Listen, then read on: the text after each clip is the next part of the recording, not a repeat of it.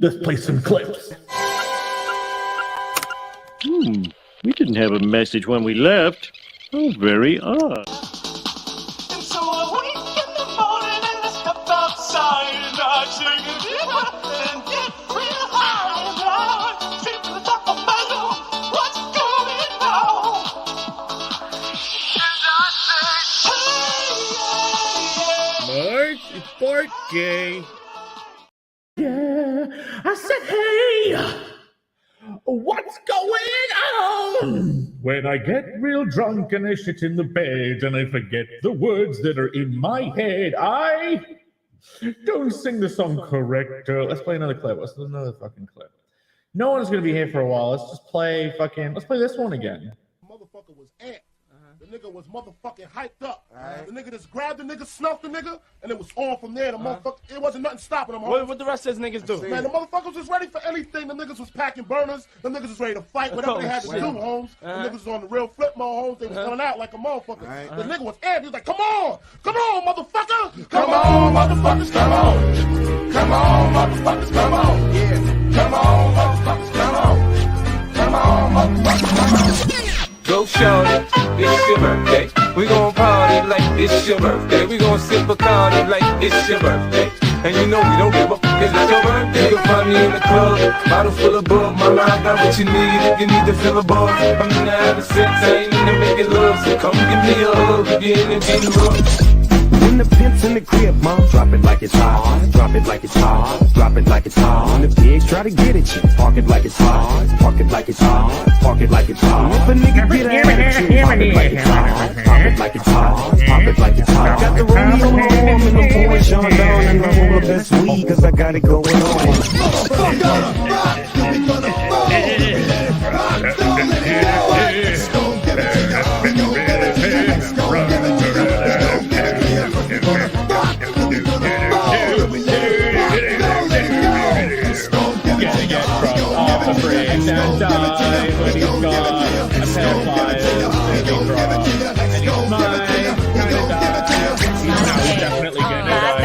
Lick my pussy and my crack, my neck, my back, lick my pussy and my crack, my neck, my back, lick my...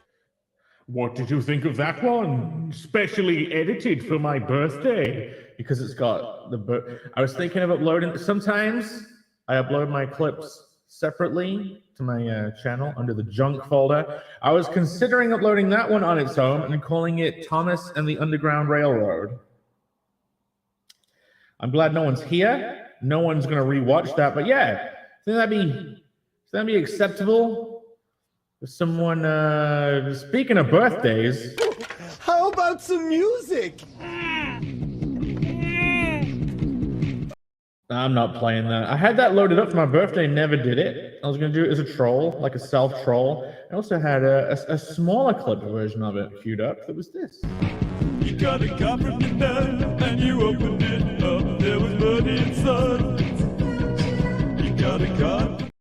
That's basically, you know, you do the troll, you do the kind of like fake out of the first one, but then later on you come back and you remind people of the fake out. So then you have a smaller clip that happens later in the video. It works really well. But yeah, you know, we could get the stream completely wiped off YouTube straight away. Shut the fuck up. Shut the fuck up. Kill yourself. I almost said it! YouTube, don't listen to it, YouTube. Don't cancel the stream. Don't put it in adults only. Don't put the warning on it, YouTube. It's fine. And here's another clip. This one's kind of cringe. I can't wait to everyone.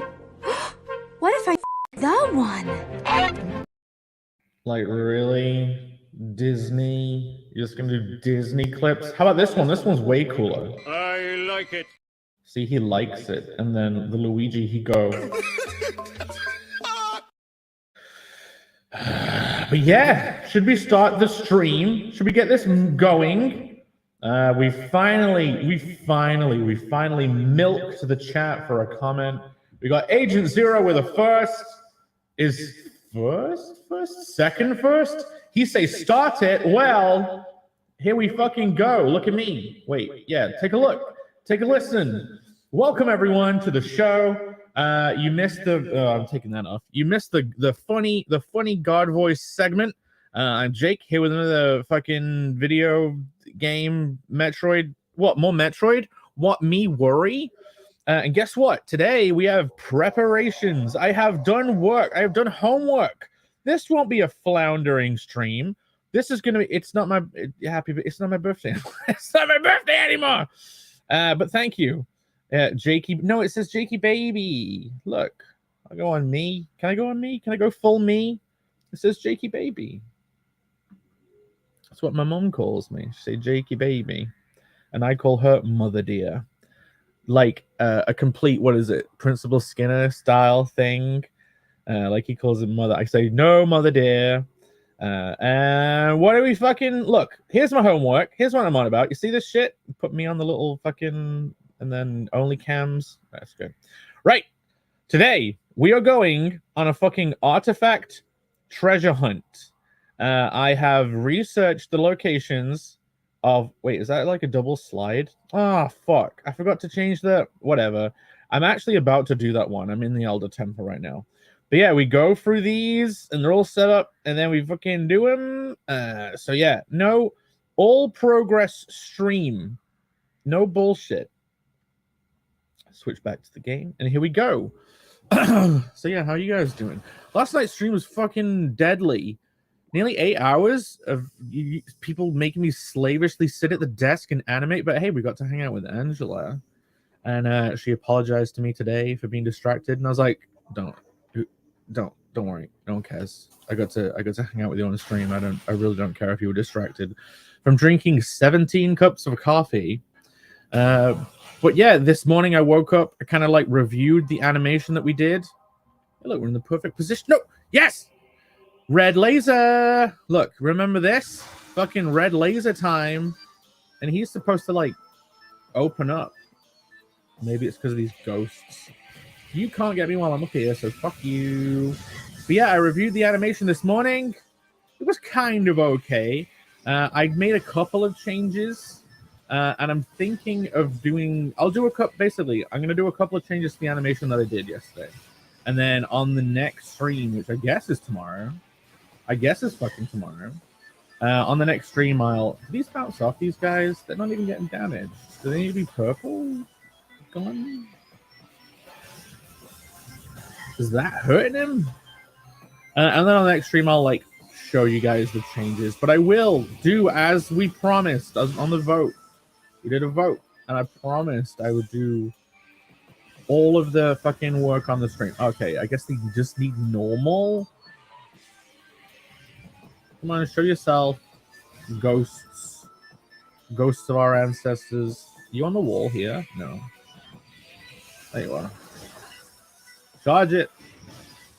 Charge it. There you are. Boom. Eat fucking yellow. And you. And you. I think if we go to X-ray mode, we can get them with whatever. Eat it. And you. Come on. Come on. Yeah. You're up here with... You're locked in here with me. No, you're not. You ran away. Just please. This is so annoying. Having to come in this chamber and kill people over and over again is so annoying. Oh my god. Emily is in the house. She say hi and she has a new avatar now. Is that a Barbie picture? It looks like a Barbie. Oh, it's Princess Peach. For a second. No, I fell down. That means I have to go all the way up again. You mother effers.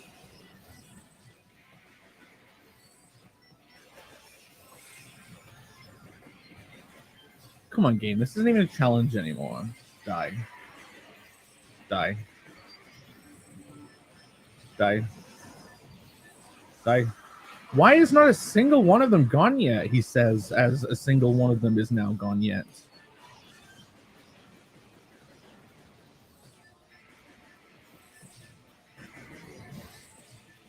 These things do no damage, but they have like a 10 billion million health. I'm focusing you. I'm not switching to the other guy. There, he's gone. And these guys look like frogs jumping around. In fact, look, they've even got like the cyber frog arm spikes. These are totally little cyber frog dudes. The Emily, she say, no, it's Peach with XD face. But yeah, now that's done with. We can go back up to the Red Bull Hall. Can I like swing up there? Or like jump on the spikes and then like jump up? I don't have to go through all the rigmarole again. Oh, no. Totally can't. Gotta go this way. But yeah, on today's stream, we're wasting no time. We're going full on artifact hunting. And then we'll be able to return to the artifact insertion ceremony room and insert all of the artifacts. And who knows what will lie beyond the pale at that point. See, look! This was one of the ones I already knew about, but little did I know there would be a secret hidden door underneath the statue. And I think there should be an artifact down there. Switch to ice. Blackjack is in the he say hail. Welcome. Let me in. Artifact. Artifact. Oh, fell. Yeah, baby! The collection is one step closer to completion. Chozo artifact acquired. So, if we now switch back to our lovingly prepared spreadsheet, I think that's the first one is the fucking Grove and the Sun Temple. Then it was the Elder Temple that we just did. So, like, we can either go back to the couple of previous ones in, like, Sun Tower and Life Grove, or we could just, like, carry on. I don't know. Oh, no, what would the next one be? Yeah, this is going to be hardcore progress stream, guys. Don't worry. There's zero wasted time. The next one is in the lava zone, so we can either go down to fucking Lava Lake and shoot that one. Let's go to the Sun Chamber, shall we? Let's go check out that Sun Chamber. Yes! Yeah, so the yellow ones are the ones you've got. Right. Where's the mother effing Sun Chamber? It should be pretty close. I think it's like... It's not that one. No, it's totally not in there, is it? We can't get in there. We can't get in there. We can't get... Can we get in there? I swear that room is covered with vines. Like that door's totally vine covered. Maybe we have to like reach it from the rear, get in the back room, get in the back door. You know what? I think in Sun Tower.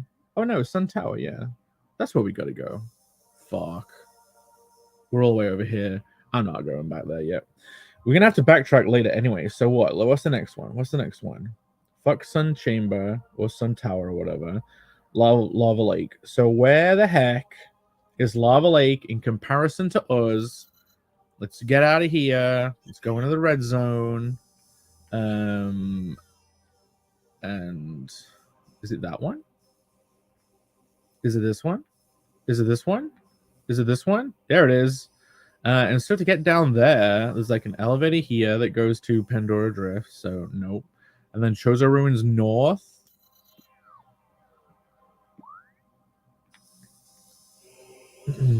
Does this go to the lava place? That's Talon Overworld.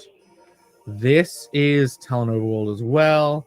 So, like, I guess if we go this way, where's the nearest lift in this direction? We totally have to. Do you know what? How about we check out something? Both of those are Talon Overworlds. I guess we're going to have to trek no matter what. We can go to Sun Chamber, and then we can go to Magmore Caves. Okay, fine. Fine, we'll go to the freaking Sun Chamber, which means, like, forward out of here, and then keep going forward for a bit. Cool. But, man, how did you guys like the stream yesterday? I'm looking forward to the next one. I'm definitely not going to work in 4K with the video, with the fucking animation ever again, because even when it's pre-rendered, even when I pre-render the animation that I did, it still hangs. So it's like, in order to get the actual perfect preview, you're gonna let me, come on, it can't be that hard to get out of here. In order to get the perfect preview of the animation, to even review it and make changes, I'd probably have to export the file. So silly.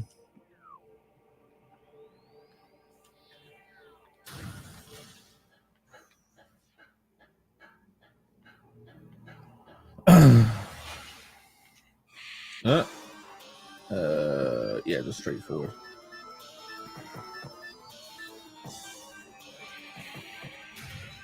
Full mode. Let me go. See you guys. I'm not fighting you guys. I'm not fighting. I'm a lover, not a fighter. Although you are space pirates. Fruity hole.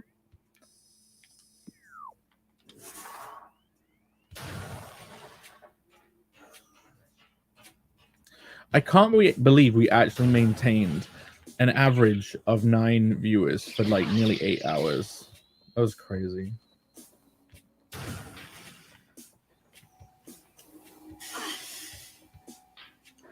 But the streams have been getting like more and more views. Today I've started a little bit earlier. The best time for me to start, I think, is like 8 p.m. my time. But tonight I'm gonna be on freaking Narwhal's channel. So I'm gonna need to stream and then have a bit of a break. And then go on their channel later. Because it's like, well, I think I'm on it. I sent him a message asking if I'm on it. He did mention it, but like, it'd be funny if he's like, just was telling me he's going to do it in a stream and then I'm not on it. Through, yeah, forward. Cool. I'm not fighting more of you ghost dudes. Get lost. So yeah, I'm going to stream for a bit, then take a break and kind of like think about how to have a conversation about storytelling, because when you're running a stream like this and just doing a perpetual external dialogue and not even really thinking that way, okay, this is gonna go out to like a main room. We can't get up to there, and maybe we could with a double jump. Actually, let's try that. I don't think I've ever got up to that room in that way, but if we double jump now, we might be able to do it. Get back, you fiends!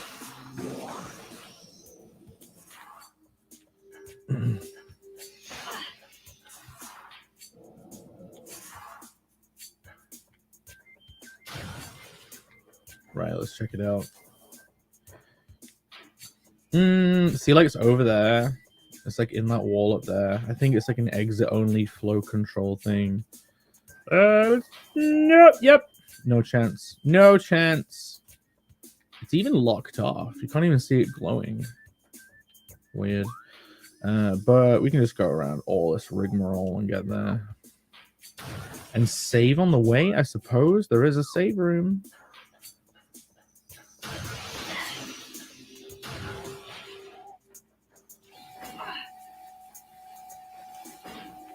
Does it have to be the ball?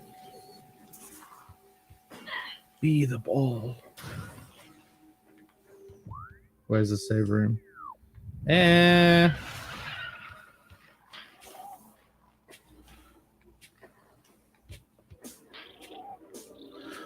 when I was looking up all of these artifacts to make the little spreadsheet so we can go on a full-on treasure hunt, so many of them were in rooms we've been in and places that we almost discovered, but we just didn't get them right. Because like, I suppose if you were playing on your own and you weren't streaming it, you'd be way more inquisitive and you kind of explore and do puzzles and shit. But yeah, some of them are in rooms that we were standing right next to or right in already, and then we just didn't bother doing them. There was, in fact, one room that I thought was very suspicious.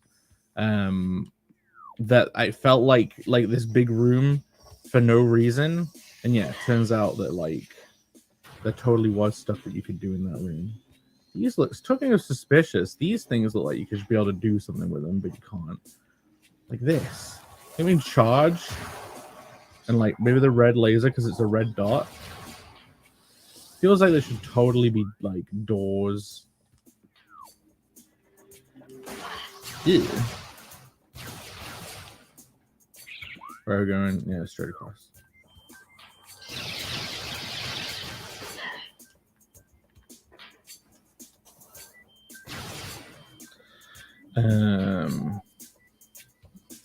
Y'all be easy? What do you mean?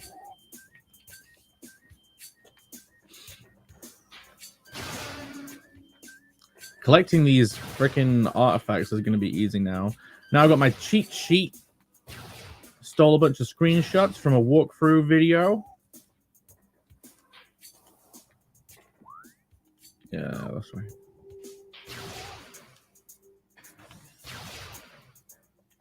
Ball time! Let me up.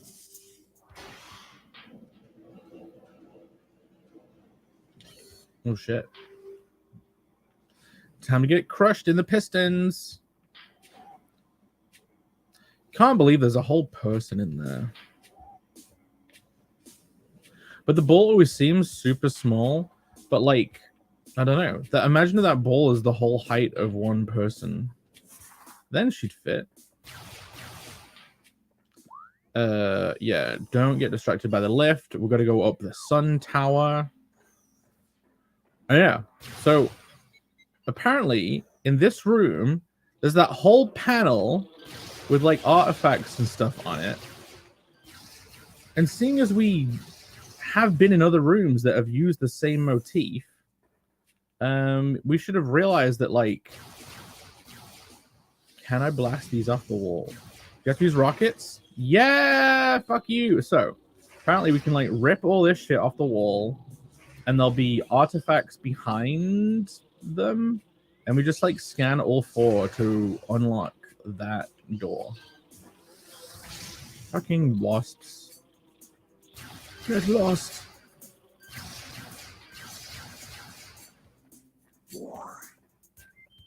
Right.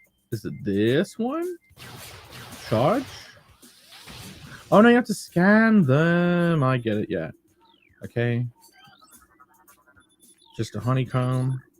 Just a honeycomb. Lore. Uh-huh. So there weren't symbols beneath the honeycomb, but it's good to have got rid of them. Look, there's none of them activated. They've got to be in this room somewhere. Here we go. 1.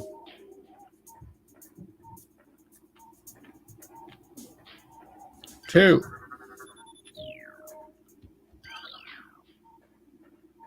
Where are the other ones? I think just these.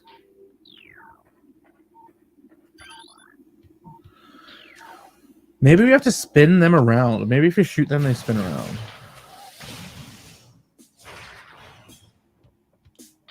Different color?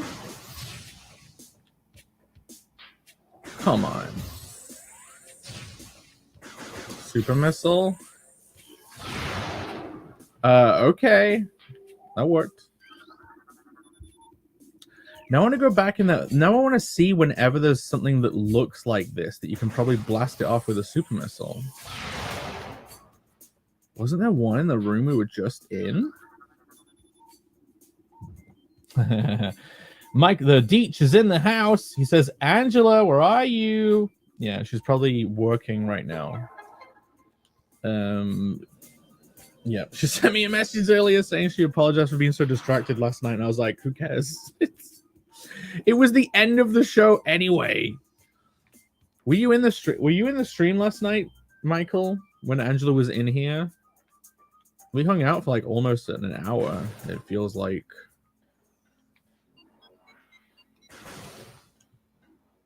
Oh, can we even get back up here?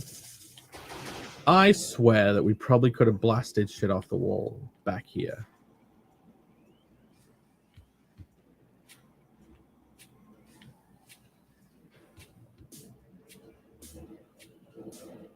Even though it's backtracking.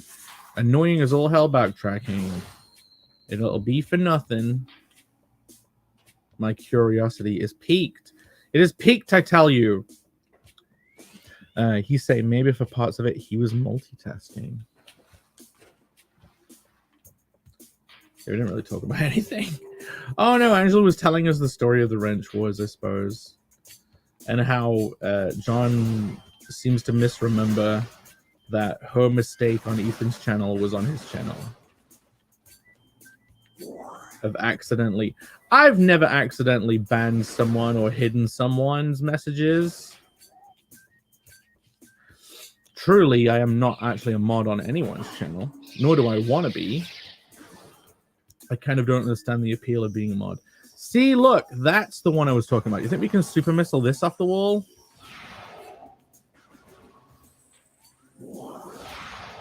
Nope. This one! That looks like one. What the fuck? Why can you blow some of them off but not others? They should all be the same. That is stupid. That is so stupid. You can't do that in game design. Come on. Boo. Fall on the floor. Falling again. What is even this way? What even is through the secret door? Is that a save place? Or a missile place? It's not turned on. Is this a broken save? Oh, map station. Duh. And what is that secret bowl hole? Oh, it just loops around. Back when this room was probably full of acid water.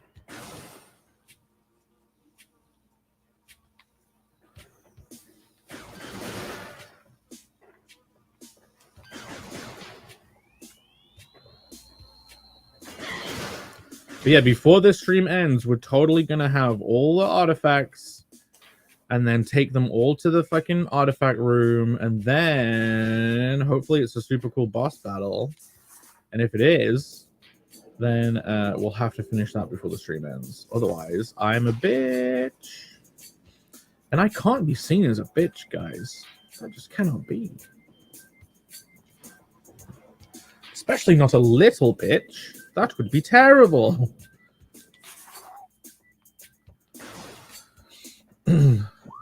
Yeah, Sun Temple, Sun Tower, not Sun Temple. Let's do it. Let's use the magical Magna Rail. Yo, later, bees. You shall not get me near.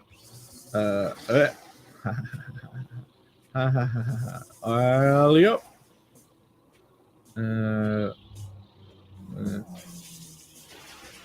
Yeah. Out of my way, eyeballs. Fuck! No! I didn't. I guess I got lucky with all those other ones. Fuck. Ooh, so close.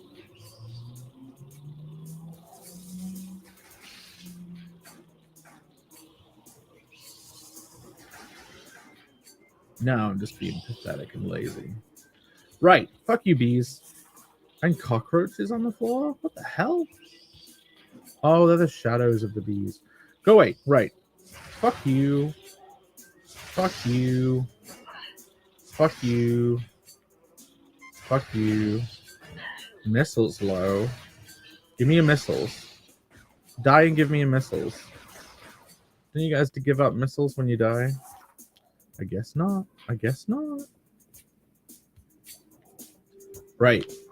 Let's go slow and steady. Wins the race. Oop, shit. Too careful.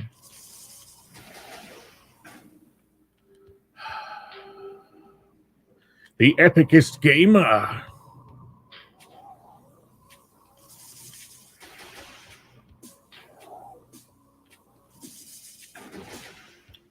Whoa, did I just like break the wall?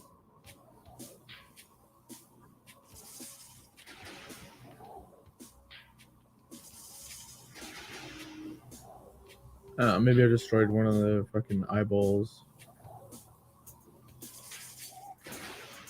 Cool.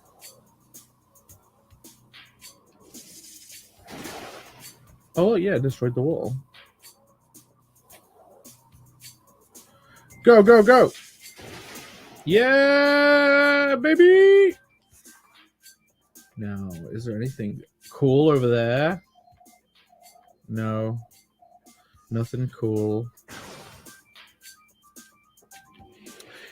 I honestly feel like we must have been this way before to even get into that sun chamber. Because I think the sun chamber is like a boss room. It's like the first boss. Yoink, yoink, yoink.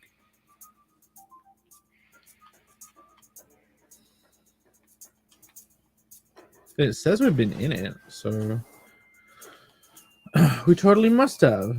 Maybe we just got in from... Yeah, look, this is that boss room.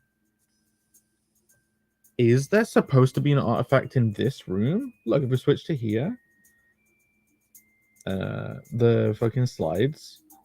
There was one. Oh, you go up. Yeah, you just go up. It says in the sun chamber. Oh well. I guess it's got to be around here somewhere. I didn't take a screenshot of its location. X-ray mode. You don't scare me, you just ghosts. Big scary ghosts. I'm not unfocusing you. I'm taking out one by one. Go on. Yes! Go on. Who wants some? Who wants some? You? You want some? You wantin'? Oh, he wantin'. Joseph Dredd is in the he's a, the hizzle, the hizzity his hibbity hobbity hoop. He say hail. He's just die already. You're not even scary. You're not even cool. Where's the last one? These little cyber frog silhouette dudes. See, look, they got the frog's legs. They got the spikes coming off his shoulders. Totally stole the silhouette, guys. Stolen silhouette.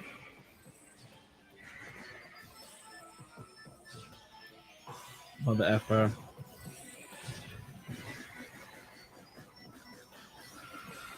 Right. Done. There is supposed to be an artifact. There it is. We got it. So you had to come back again to get into this room after defeating the boss to get the artifact. We couldn't have got it the first time. Crazy. Yep. Yeah. Second artifact in only half an hour. How about that? Chozo artifact acquired. You're making heady progress, my boy. That was one of the inside ones. Cool, we did it. Where the fuck are we going next? I bet we're going to Magmore Caves next, right? On the checklist, the prepared fucking cheat sheet. There we go. Probably Lava Cave or whatever. Cool. Let's check it out on our map. And then we'll make a beeline right for it. Does that go down to Magmore Caves? It does. Cool. Yep. We'll just go this way. Just go fucking this way. I don't even think you can go the other way because of the plant shit on the door. No, you can. Let's check it out because I want to see if all the plant material is actually dissipated or not. Don't grow over again. No, I don't want. No, I don't want to leave. If I leave, it feels like stuff will totally grow over the door again. No, fuck that. I'm not getting cheated out of my progress. I'm not going all the way around again.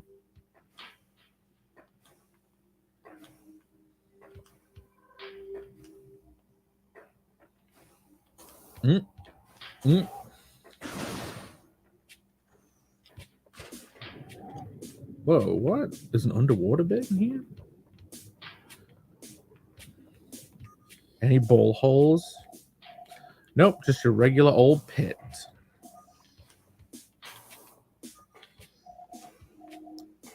Ugh. Don't tell me to go to the fucking trophy room. I know! We need to get them all. We need all the artifacts first. You can't just go there. I'm on it. Like a plate tectonic.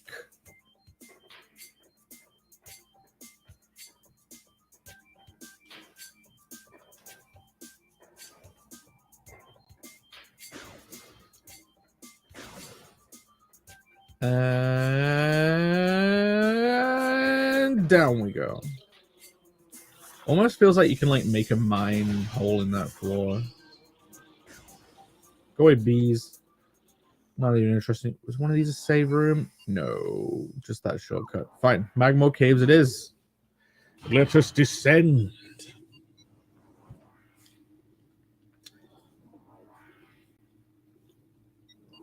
My ears are so tiny that no matter what headphones I get, they always get compressed against something, especially my glasses thing. Tiny little freaking ears, man. Look, that feels like you should be able to blow it off. You see? With a super missile.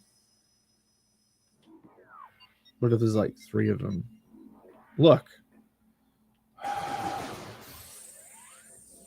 I'm low on missiles, so there's a save room right here. Yo! Ooh, I wonder if we can blow this off. No. What is the cheat sheet shape? What is the one little screenshot that I did? Oh, it's just in Lava Cave, isn't it? For a second, I thought there'd be one in this room. Like, I think we're right there. Like, that's Lava Lake, yeah. And it's literally just shoot missiles! Yep!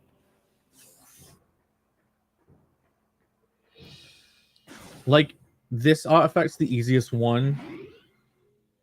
It's the most obvious you could have figured this out at the time artifact.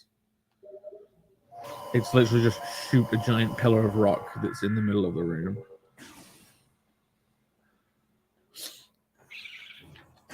Give me missiles. Yoink. Missile. Missiles.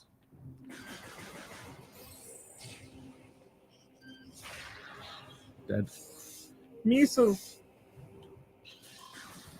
Right.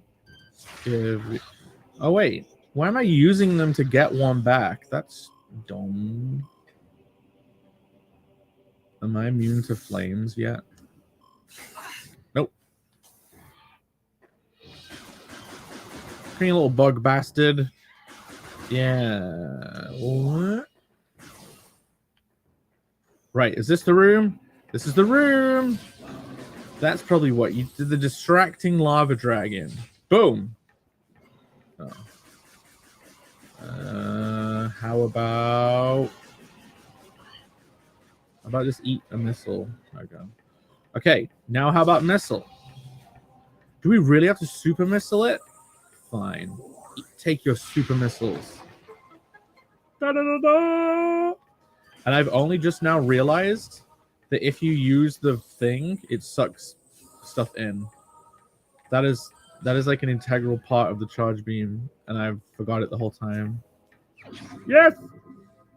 The artifact is returned to its rightful owner.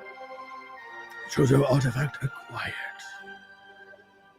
You can now, you're one step closer to the goal, aren't you, Samus? All you gotta do is collect a bunch more shit. See, guys, we're chugging them down. We're chugging all the artifacts down. So let's switch back to our completely non-cheating information sheet. And the next one is in Warrior Shrine. And we might have this one. We genuinely might have this one, but we're all on a route anyway. Is this Warrior Shrine? Is that that's Monitor Station? Yeah, Warrior Shrine is a little hold. Yes, that is the place we've got to go. So just keep trudging ahead. This way. Through the ball hole. We face our age-old nemesis, the little bastard crab on the floor that keeps kicking us out of the room. Is this where the bastard crab's going to be? Let me through. Let me at him. No. No bastard crab. Oh, hell yeah. I hate that guy. Then he's in the next room. This is the fucking bastard crab! Okay. No! No! Die. Get fucking wrecked. I wonder if we can just double jump over here now. Yes! Fuck you, bastard crabs! It's beautiful when a plan comes together. When you get to swiftly defeat your old enemies with ease. Instead of these guys and the laser beam. As long as they don't like knock me to the ground by shooting me. That looks like a fake wall. Oh, they did exactly what I said they would do. Fuck! Get out of the lava, get out of the lava, get out of the lava, get out of the lava. You're immune to the AIDS floor, not lava floor. Okay, red power? Yeah, red power. Swiftly. I'm gonna use one charged red power. Nice. I want the power of man's red flower. And that's what's bothering me. Oh, Huberto! I want to be like you. Ho ho. I want to suck like you and fuck like you and me. Oh yes, it's true. I want to fuck like you. I want to devour man's red power. Man's red flower, not red power. We've got red power with our fucking laser beam. Right. It's totally at the top of this room, and it involves like that bridge coming down. Oh yes, it's true. I want to do a poo. I want to fuck like you and suck like you for me. Do you guys have any more suggestions for other games we can play, by the way? Because can you imagine, even though I'm only halfway through getting all the items, now I'm at 55%. Imagine we get all the artifacts, and then it says, hey, 100% items, and then it's just the final boss, and I thought that, like, we were only halfway through the game, and it turns out we end it in a couple of streams time. Fucking hell. Fucking hell. Epicest gamer over here. So yeah, we totally need a new one. There's a new game where like it's like Russian and there's like sexy robot blank-faced woman. Have you guys seen that one? What's it called? I kind of want to play that simply because of sexy blank-faced robot wife woman, but it looks like a shooter and shooters are lame, so I don't really want to play a shooter. And we another one is like Wind Waker, even though it's mega old. But if we, you know, finish this game before wait, Atomic Hearts fridge waifu, yeah, she looks amazing. I'm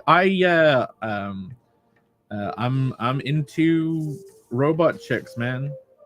I'm not gonna lie. I'm not gonna deny.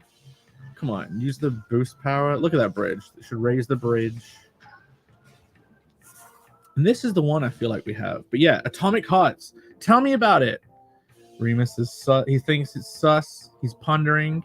I do have Luigi's Mansion, the new one. But the thing is, I've kind of played it. And I've kind of got halfway through and then stopped playing it. So it would be one of those weird games to go back to. But hey, you know, maybe we could. We could totally do that. But yeah, Atomic Hearts. Tell me about it. Is it just a lame shooter? Wind Waker would be cool, says Joseph. Yes. Like, it's been long enough since I tried to play it. And is Wind Waker on the Switch? Did they release it on Switch yet? Because I have it on the Wii U. Look, it's a riddle. We came to this room and then we got nothing because it's like you probably have to do something, right? What does the spreadsheet say? What does this shit sheet say? Doesn't give me any information. Okay. Man of hands, give us your secrets. Yeah, and like this is the room. Oh, you dropped down on the floor. Do you think we might have already got... What was the artifact called? Strength artifact. We could see if we already have it. Because it might have been super obvious when we came in this room. Artifacts. Strength. Does that mean we have it? Artifact acquired. So on the spreadsheet, is this totally the strength artifact? Yeah, we have it. Okay, cool. Finally, we actually have one. Michael B in the house after a heavy night of playing with monkeys. Atomic Hearts is like Bioshock from early reviews. I mean, that makes it an acceptable shooter. I think shooters are lame as fuck, but yeah, the sexy communist robot waifu is definitely pulling me towards that game. Do you even get to spend much time with that robot? Like, that's the whole point I'd be playing it, just to play with robot faceless woman. What's the next on our artifact cheat sheet checklist? Seeing as we just did the warrior shrine. Oh, we gotta go to fucking ice zone and go to like that Tolbit. I can do that. I can do that. We can barrel away on our progress stream. How do we get to Pandora Drifts? Oh, it's just straight across. Cool. We're basically going to make up for all the lost time by finding all 12 artifacts in like an hour.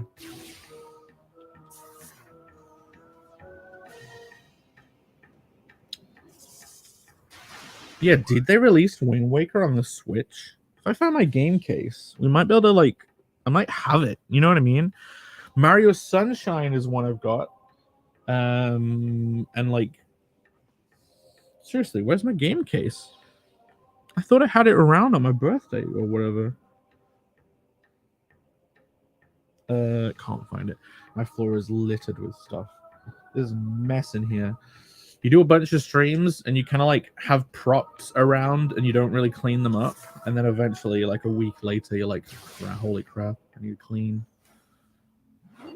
Like, what do we got? I got my pins. I had, for some reason, a DVD copy of Robin Hood Men in Tights as a prop. Why? Oh, I got a comic that I got today, by the way. Check this out. Over here. I got another volume of Zomb 100, but that is not... let me show you guys. I got a package. Ready to dox myself. I'm already full screen me. Only cows. So, as the Kuma that I am, I got this issue of Perfect 10 today. It was sitting in my post box, and the only reason I bought this is because of how that leg is drawn and the absolute thigh gap the size of the African continent going on. And I think this is issue 2. I don't have issue 1. Oh, I might have bought it. No, that's a print in the back. If this is issue 2, I don't have issue 1. So I'm not even going to know what's going on with the story. Oh no, this is issue 1, cover A. Cool. But yeah, if you want to sell a comic to me, just put, you know, a thigh gap the size of the universe itself on your cover and make the leg bow out halfway down the thigh. It's yeah, it triggers that neuron in the brain, and it's completely nipple free. She's tight. Yeah, that is quite a tight. I don't know if you meant the Perfect 10, but yeah, that fucking costume's quite tight on that thigh. Right, where are we going? Where are we going? Where are we going? Let's check our cheat sheet once more for the map. Oh, it's like at the room at the whole end of the area. So there? Is that it? Does that match up? Yeah. Okay, we gotta go there. That's fine. We can quickly navigate through this hellscape. And we even get to go to that like ice room with the ice floor and figure out if we can fuck, we really are at the other end of it. Oh well, at least there's a save room over here.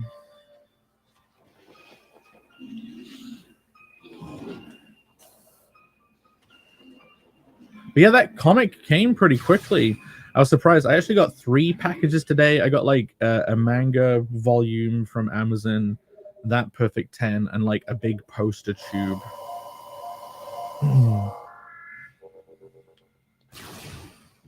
But yeah, I don't have them to show. Which way are we going? Above me? Yes, then this way. All this way. All this way! Oh, man. And then I guess there's no artifacts on the way. How do we get up? Jump this way? Yeah. But yeah, do you guys, anyone know how long it is until the next Breath of the Wild comes out? Because the day that comes out, even if the digital is delayed, like as in the physical is delayed, I mean, even if I had to buy it digital, because I had to buy this digital, this isn't even out in physical yet. Nintendo know what they're doing, their little double buy marketing strategy, because I'm buying the physical version of this too. So they've sold me twice on the same game, their mother effers. But I know at least 2 people who are waiting for the physical. And that might even be why these streams are actually getting pretty good views. I mean, for me. I mean, one of them hit 200. I think nearly 2 of them have gone over 200 views. Yeah, and they get pretty good watch time for a newbie. How do I get up there? Oh, back that way and then up. Cool. Yeah, but I think there's probably a lot of people who are waiting for the physical. And they couldn't do that with the new Breath of the Wild, actually. That would probably make a lot of people angry. Joseph Dredd says she doesn't need a Thigh Master. Yeah, Angela doesn't need to send Perfect 10 a Thigh Master. And the audience is still divided on whether that was legit or whether that was some very good trolling from Shane. Yoink. Do we have to go up there? Yes. We need to get through that tiny little hole. You know, it should be fun. Good pastime going through small holes.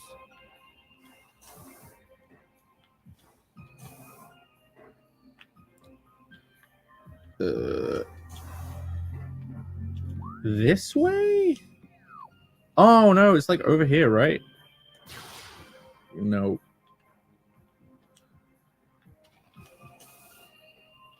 I remember there's like a couple of little enemies skulking around.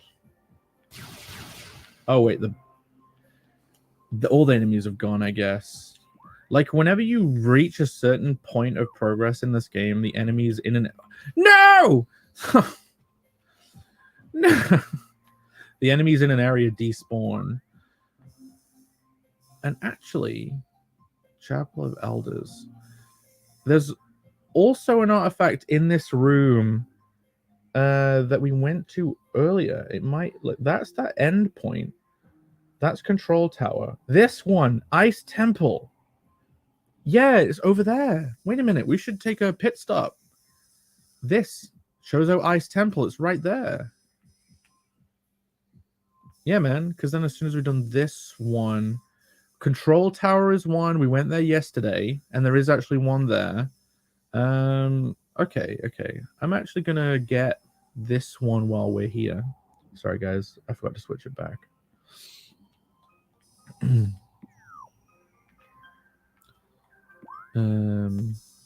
It's the place we just came from, right? Yeah, and then we go on. Okay, perfecto. This way. I guess it's a good job we fell after all.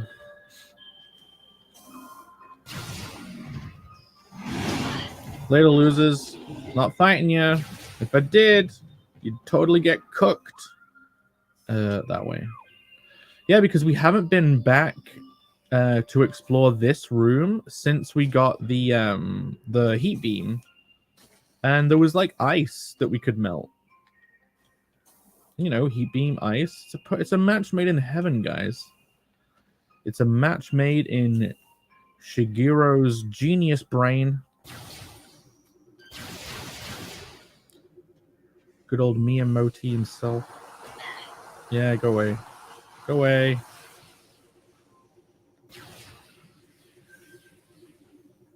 Here? Oh, we have to go up.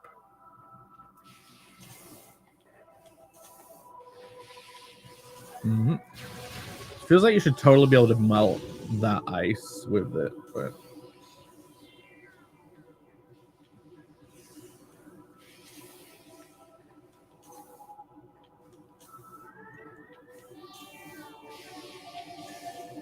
Right, here it is.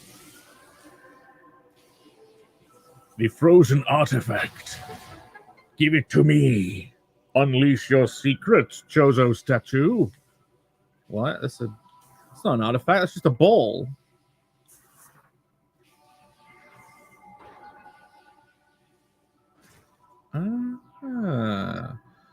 Extra steps, huh? Great. Go on, get in. Explore the secret room, and there we go! Is that the third or fourth artifact within an hour? We're doing it, guys. Just how many to go? 1, 2, 3, 4. 1, 2, 3, 4, 5. Just 5 to go. We'll totally do it. It's not even going to be a long stream. Unless, of course, we do have to face fucking Kraid. I'll probably have to die 10 times before defeating him.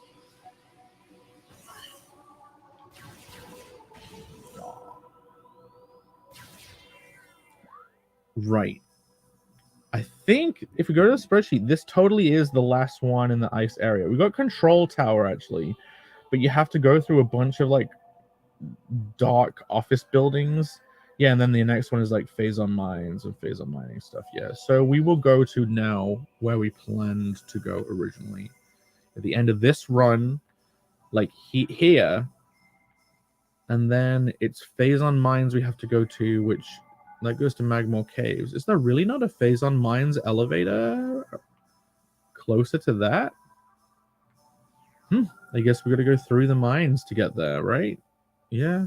Oh, well. I mean, through the Magmore Caverns. Fine. But I think that lift goes to a place where you have access to the mines. So maybe we'll go this way. If we have to go all the way up to Control Tower, we'll go there first. So, like, right and up on the thing, and then through that special secret small hall.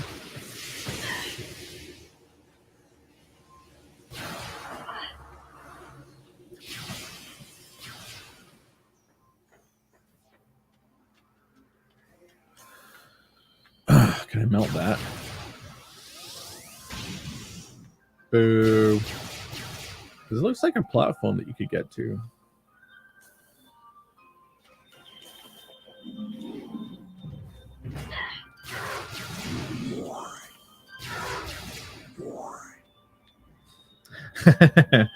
Through the mines, but the dwarves dug too deep. They awakened an ancient evil.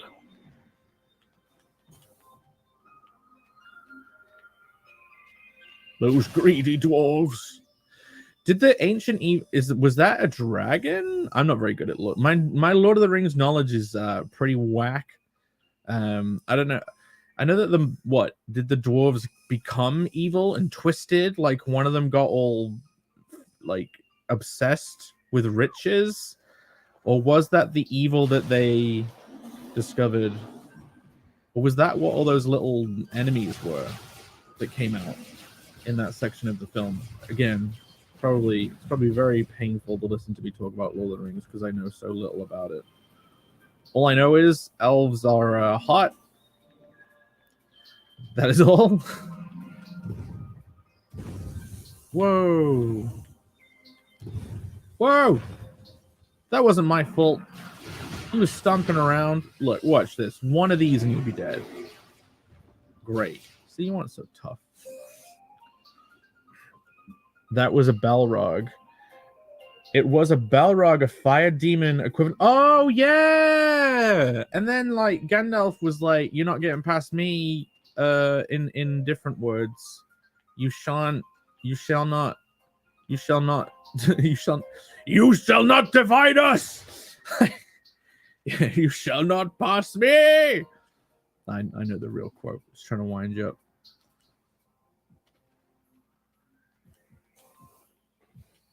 Then he got owned. And then he went to heaven, and then all the gods are like, hey Gandalf, you kind of didn't finish what you were supposed to do. He's like, oh well, you can send me back if you like. And then they send him back. This is what I remember, right? They send him back to the real world. He gets isekai'd back into Lord of the Rings world from the real world. And he loses all his memories. He's like, wow, I haven't been me for a very long time. It takes a while to get the fit of my boots once more.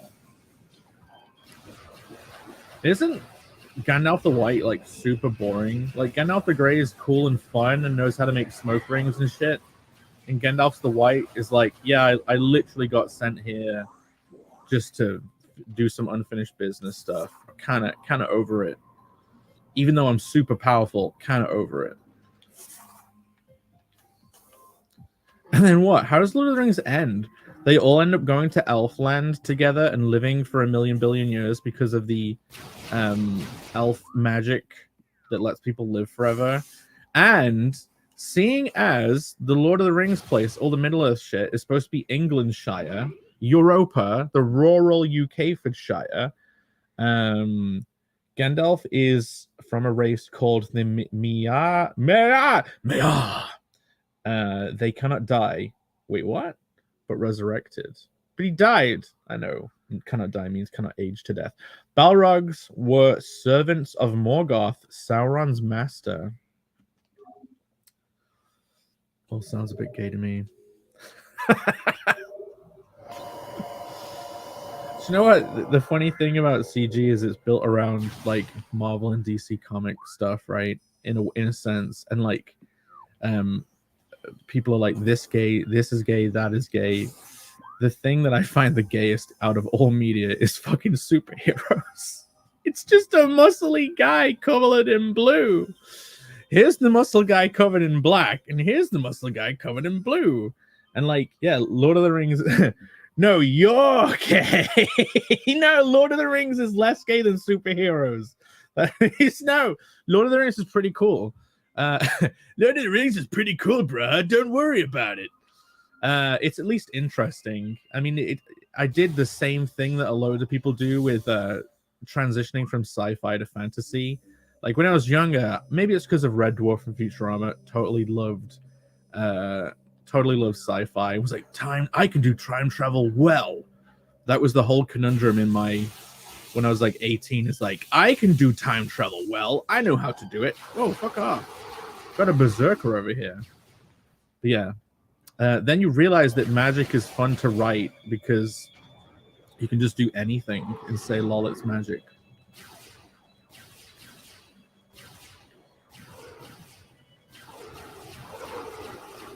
But yeah, I remember when I was 18, yeah, and just knew a bunch of people that were like, I really love reading The Hobbit.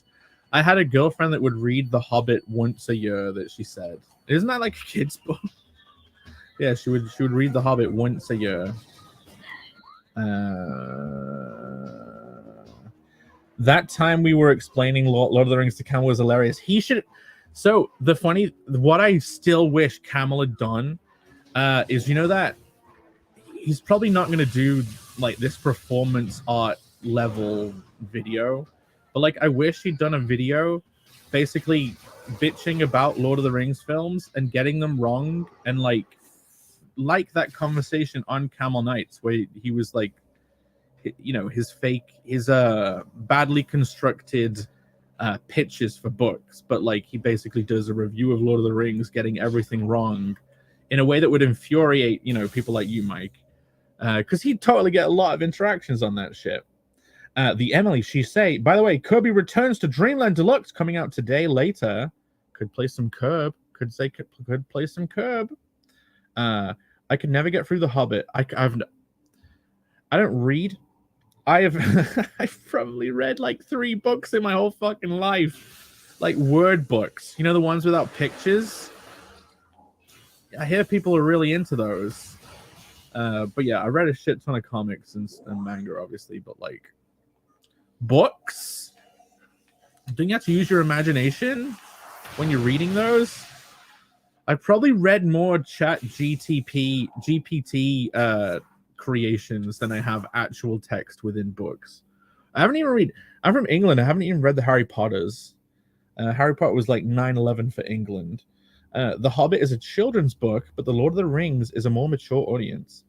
Yeah, so in the non-film Lord of the Rings, like the book one, is there like lots more hardcore shit, like people getting ripped in half and their guts spilling out and like having last moment conversations as like their hands run cold and stuff, like the blood runs cold on the left.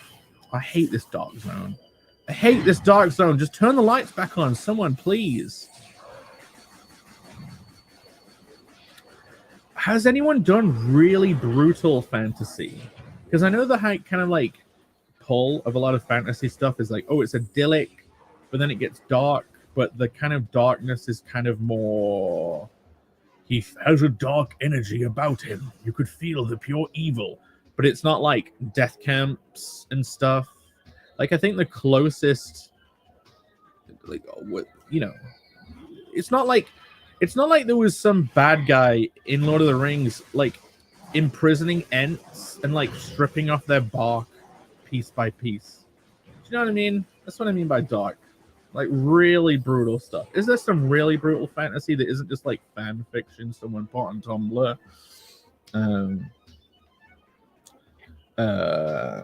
Chuck Dixon did a comic adaptation of The Hobbit. Oh, really? That would probably be cool. I should check that out. Did you do it a long time ago or recently? I read the Hey P book 3 times. One of them, the Hey P book, just the one, The Philosopher's Bone. Brutal fantasy like Game of Thrones. Oh, is Game of Thrones really brutal?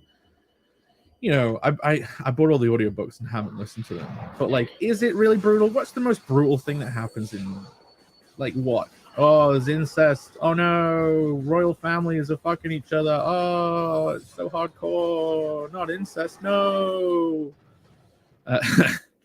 What else? Like, is it? Come on, imprisoning an ant and stripping its skin off.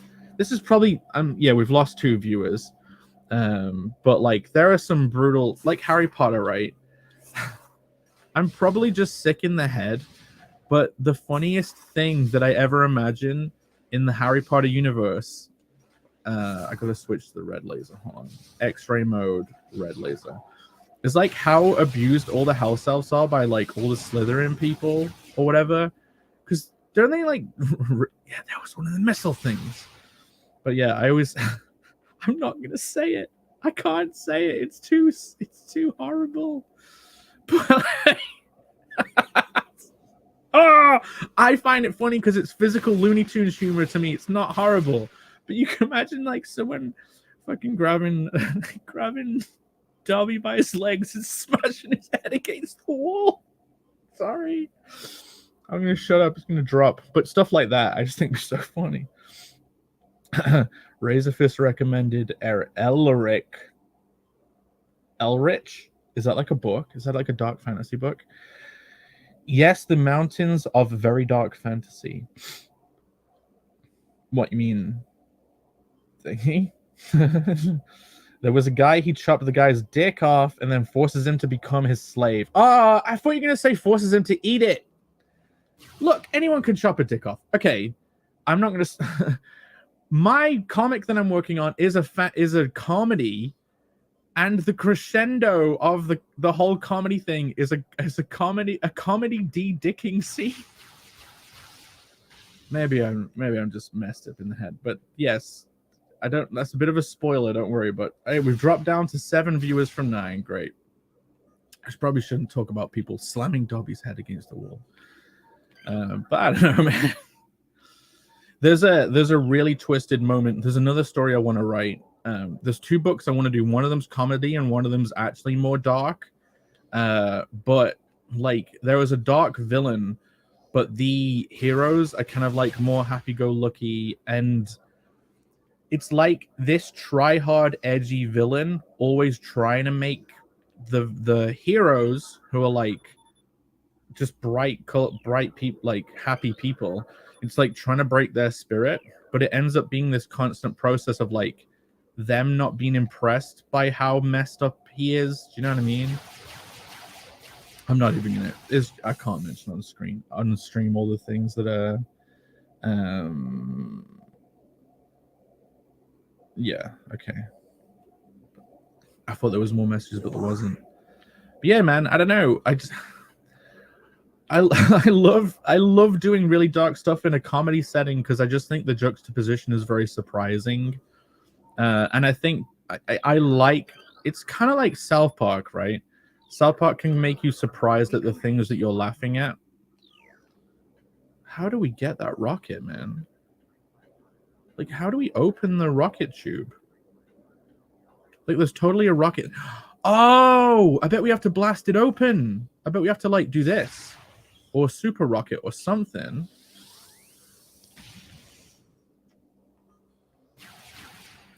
Yeah, it's an X-ray thing. Okay, go to yellow power, and then we can do super rocket. Yes! Perfect. The Remus, he say, you are talking about Flanders as a villain? No. Basically, it's like in the story, there's an evil called the Seep, and it's basically it just seeps into people slowly over time, like corruption, and it kind of it's like it doesn't force its way into people. It's like you chose this. Do you know what I mean? Like you chose to slowly give in to temptation. And basically, like, there's this guy who's like the main villain, and really he's just become corrupted, but deep down he isn't. Deep down, he's not really evil, but like honestly, he's evil by the end of it. But you know, he keeps doing messed up stuff, almost as if like I think with some villains. They get to a point where they have to make a decision of like, okay, am I personally redeemable, or like should I just like double down and say fuck it and now like really lean into it? You know what I mean? Hey, we're almost at the control tower. We just have to get up there. Just one more room, and for him, it's like he doubled down when he could have easily redeemed himself. You know what I mean? And basically, the things that he's doing. Thinking he's evil, the main characters have seen worse and not kind of lost faith in reality. Do you know what I mean? But like I'm explaining it very badly. I'm not very good at pitching things at all. Like I still don't know how to. There was one time when I pitched my book to Narwhal, but I was just talking about it, and it did connect, and I need to kind of like try and remember the sentence I said. It was like, I can't remember it. He's an adventurer that gets fired and gets deranked to a barbarian, and in order to try and get his like rank back as an adventurer, he kind of hijacks someone else's quest. There's a big important quest in the world, and he's like, I'm gonna rank up to hero, so I'm gonna steal this other person's quest. And basically it's a big important Lord of the Rings tier quest that involves like the whole world, and he inserts himself in a way that kind of like can't even pitch it very well.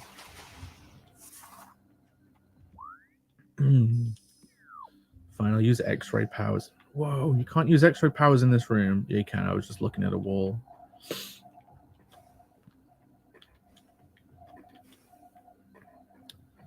But I need to get on the next script for like chapter 2. I've written chapter 1 and got feedback on it. And there are a couple of changes I want to make, but it's pretty much done. And it's about 60 to 70 pages. But I want to write the entire first arc before I draw any of it. So I kind of know. It's like you want to know the end before you start the beginning. So can't I jump from there to there? Do I have to go backwards? Yeah.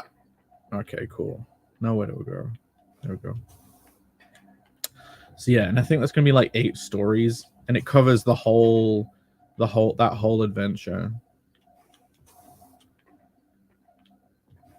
And it's good. I really like the villain in Kano, because like it's from my point of view, it's interesting. The evil twink. I don't know if anyone's encountered that concept in history, but I think it's the last thing. It's the last kind of thing anyone's gonna bother exploring. Like I don't think people in CG would explore it because they're probably not interested in those themes. But then at the same time, like the mainstream definitely wouldn't, because it puts like an Alphabet Salad character in a villain role. But yeah.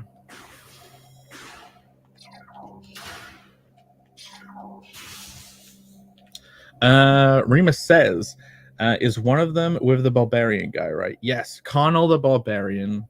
It's just, I suppose, a raunchy teen comedy, but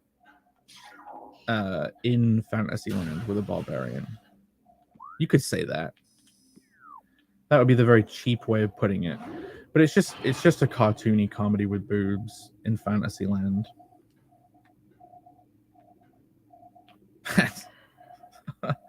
If the first story definitely like covers all the bases for there's one cool thing I like in storytelling where your first little story, you basically do a condensed version of the full story. So if people are into the first one, then you kind of like get a sense that they'll enjoy the full arc. It's kind of like the same thing as Shaun of the Dead. Like, well, it isn't the same thing, but in all of the kind of like Simon Pegg, Edgar Wright films, in the first, they always telegraph the whole plot of the film in the beginning of the film.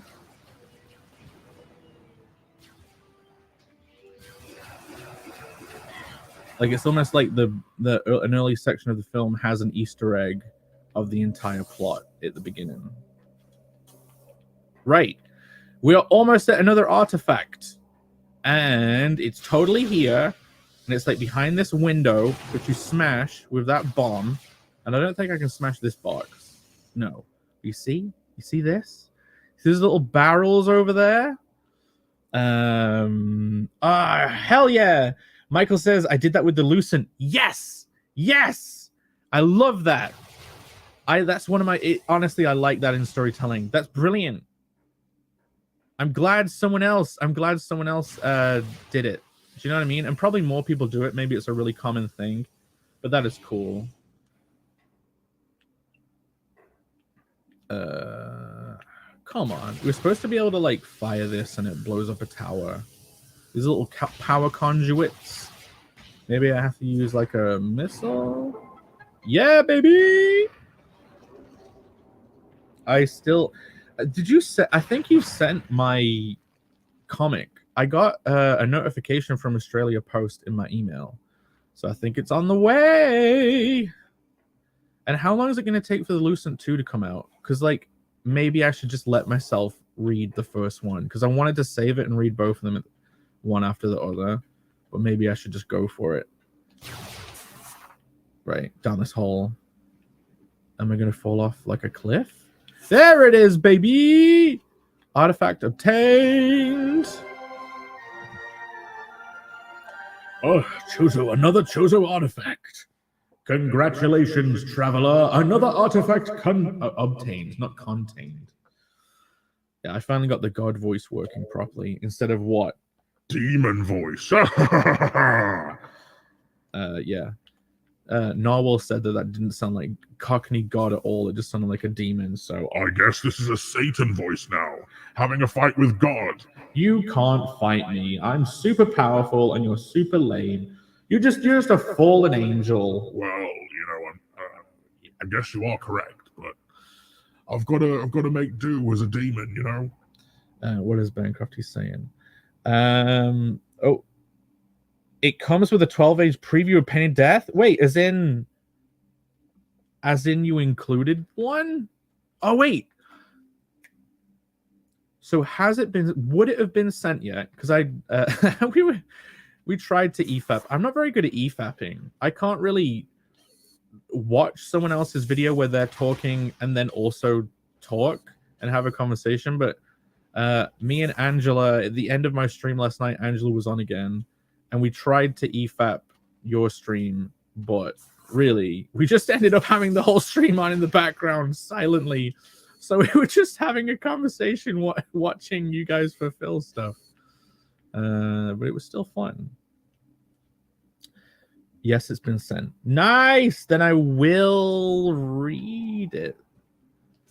I think those do those preview books become like sought after collectibles? They seem like an expensive thing. Okay, describe to me why to do one of those preview books. Is it like to build a bit of hype? Would it get talked about? Because you're printing a whole new book. And even though it's not that much of a page count, I can imagine it's still costly to print them. Okay, look, we're on our way to here now. We will finally do that first one. And we go down that's in front of us and through those rooms. Cool. Yeah, let's do it. Oh, I'm excited. It's on the way.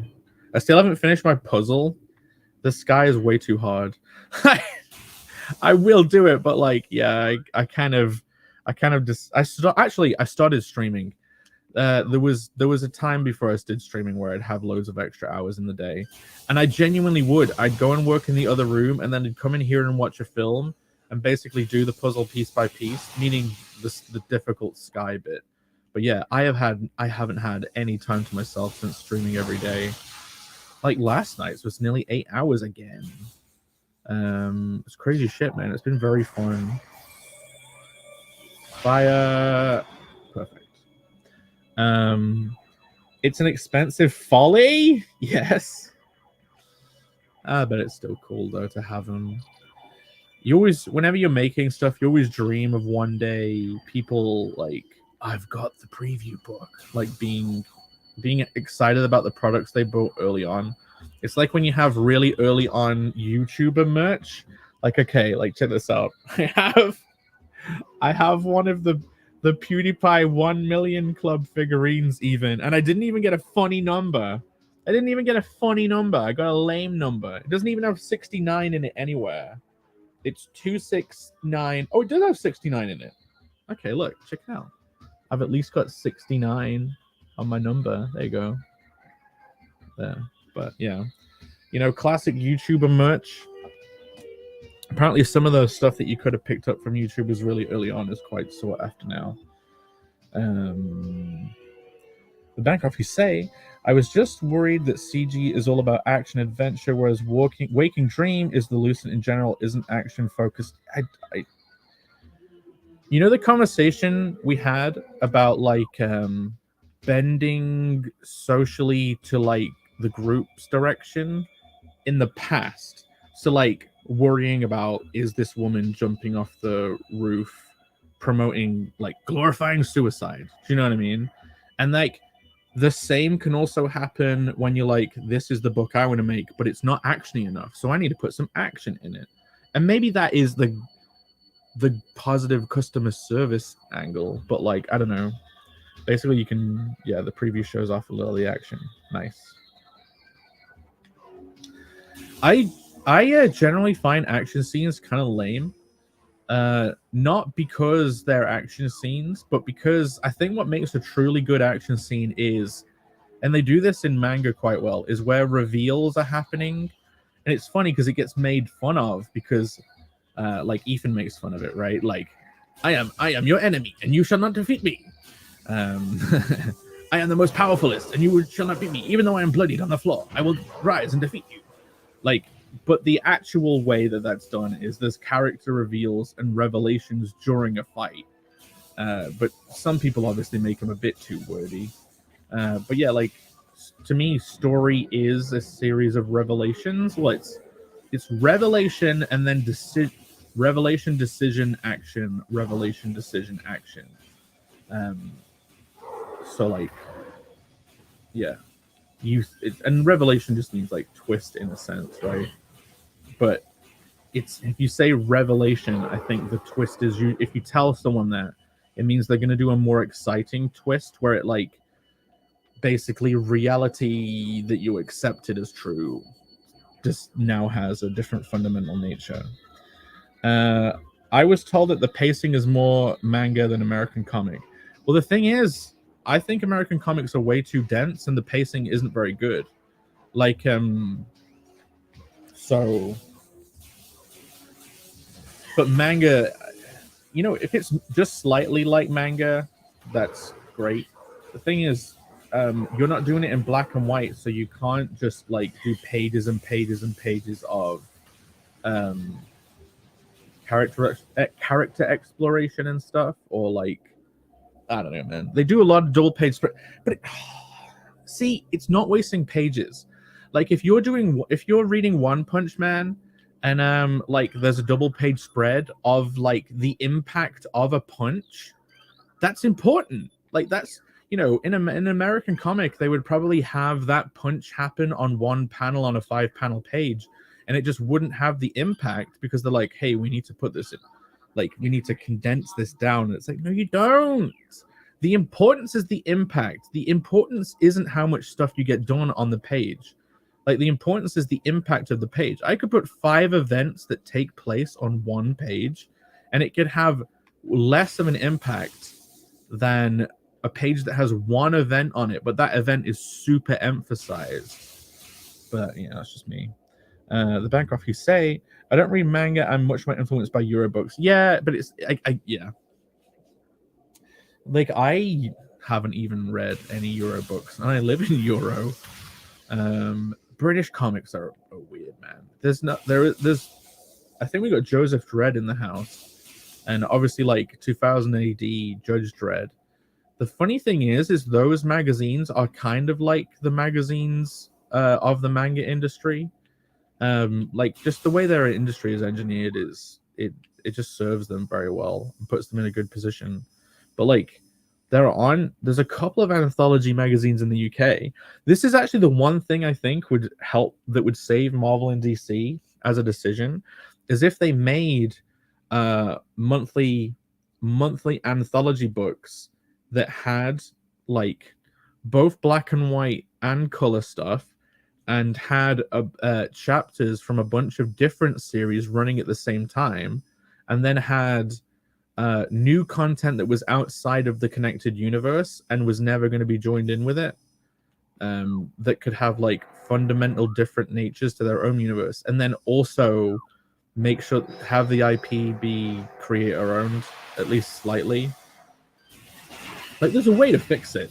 There's genuinely a way to fix it. Like, and as long as you're a big business, you do still have some of the resources, I guess, to maybe redo it. But like printing one anthology magazine, that has got to cost less print-wise, like resource-wise, than printing like 50 books that no one's going to buy. Like, at least if you have some customers left, if you condense the whole line into 1 or 2 magazines, like the hardcore version and then the more fun, colorful version or whatever, like just two monthly magazines or whatever, DC Light and DC Dark, then like the people who have been would buy like Batman would still be buying that book. Oh shit. Fuck. Ice. We need ice power for these guys. Ice. Icy nice. Oh, didn't even get the chance to shatter him. We'll switch to heat mode for this. Yes, I love Phil's manga size omnibus. So I have two. I love it too, and the only reason I'm even going to mention criticisms is because I could overflow with love for that. The spine design, I hope it's not final, because it says tome, right? So it looks like the word tome is the logo of the book. So it looks like the series is called Tome. And I know the truth, the reality is it's like it is a tome, like it's tome 1. But like I'm not familiar with the word tome at all as like a name for a collection of chapters. So like I was very confused with seeing that. Have I ever been in here before? Yeah, that's just where we just came from. So there's that. Like I think you should put it. I think you should say the lost pages on the spine, not tome. And what else? Oh yeah, it doesn't include the latest chapter. Like I wish it did. Even I would still buy the latest chapter, right? Like I already have. I got the kind of, what is it? The Simon Bisley pack, the signed Simon Bisley thing. I got that. And yeah, and the omnibus is an add-on. I wish the omnibus also had the new story in it. because then it would be thicker. But you know, whatever. That's less of a problem than its same tome on the spine. I didn't see that. Yeah, he'll sometimes when you you know what? I'll ask him. I think I might be on a stream with Phil tonight on Narwhal's channel, talking about writing. I messaged Narwhal to because he asked me about it, and I just don't know the time. But yeah, if I'm on a stream with Phil, I'll ask him to show it. I'll probably. I don't want to come off like a dick.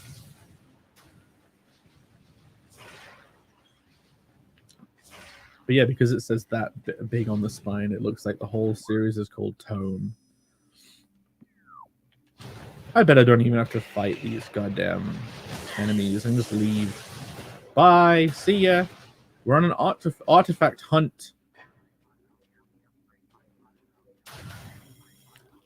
What color is it? Purple.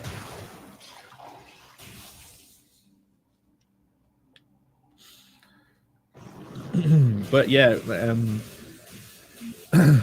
with my own comics, I actually really wanted to do. You know what? I wanted to do what Camel is doing with Boots and Heels. I know he is doing it because he already has the stuff drawn, but I wanted to release like at least 3 stories at once and have them in a big collected volume and separate issues. But I think for anyone for their first campaign, that's probably stupid. Like, that's just me loving volumes, like really loving collected volumes. Oh, we baited him! We baited him out! The Phil is here! The Hypest of Wizards. Did you hear what I said, Phil? I think I'm on the stream with you tonight, by the way. I'm not sure. I don't think Noel's got back to me. But did you hear what I said about the spine saying tome? Oh, yeah.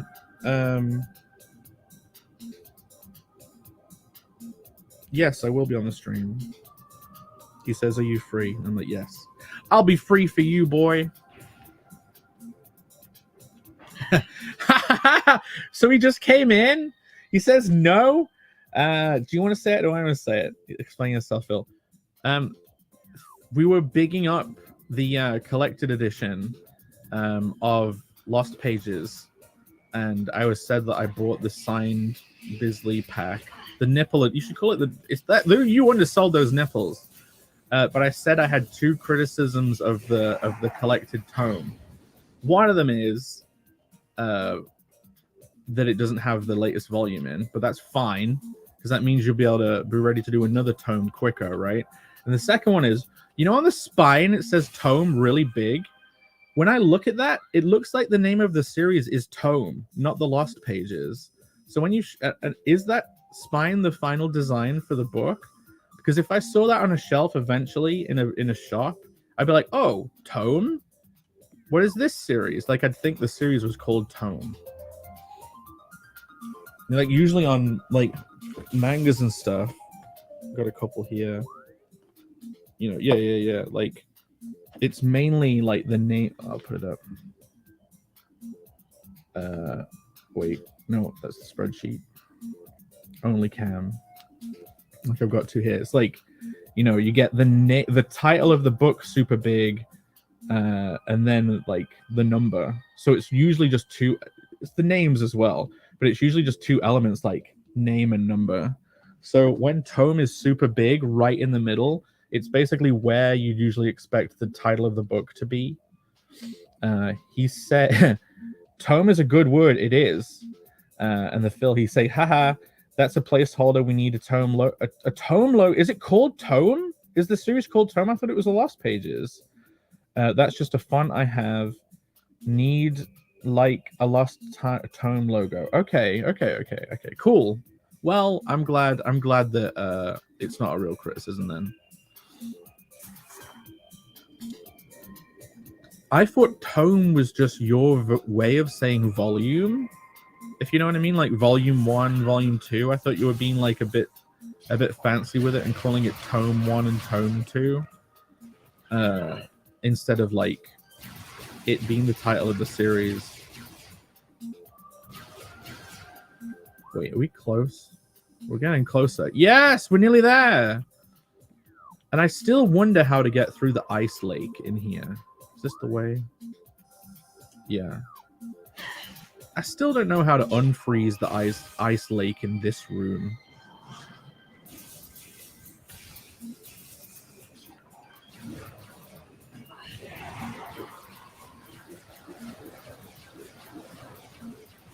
Die, fool! Should we go on the swingaling?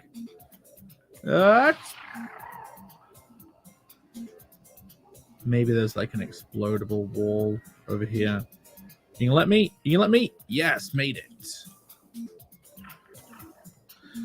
What you saying? Yeah. Oh, yeah. Fancy collection name. Okay. I would, from the graphic designer perspective, I would totally suggest just having the lost pages and not making the word tome big. But yeah, it's totally obviously up to you. Because it made it look like the series was called Tome. And if it says the lost pages, Tome, whatever. I'm not going to repeat myself. I've said it a million times by now. Right, you see this ice lake? I'm probably not going to be able to unfreeze it, but there's got to be a way to unfreeze it, man. Use rockets.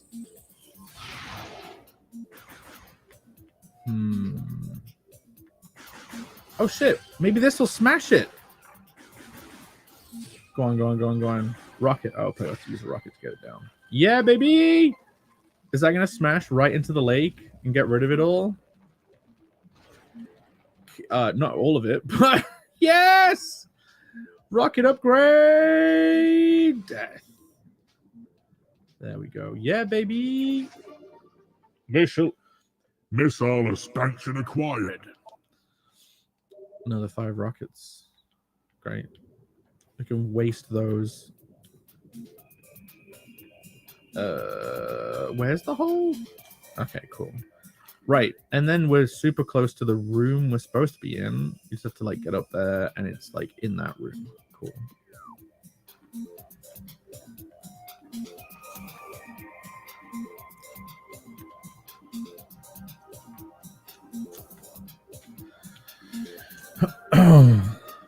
What time is it?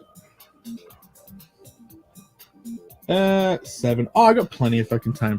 Yeah, I started this particular stream early. Like, the best start time for me is 8 p.m. GMT. It seems to be the perfect sweet spot.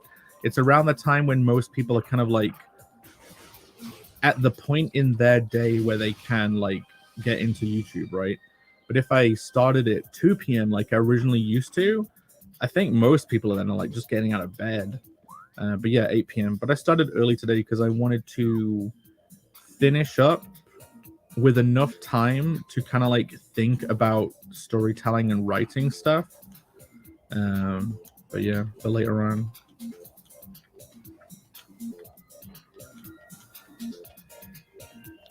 Right, purple. Oh, bullhole, I see.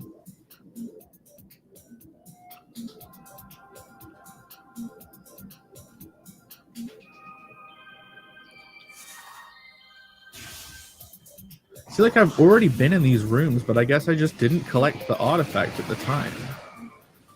Eat red. Take my red power.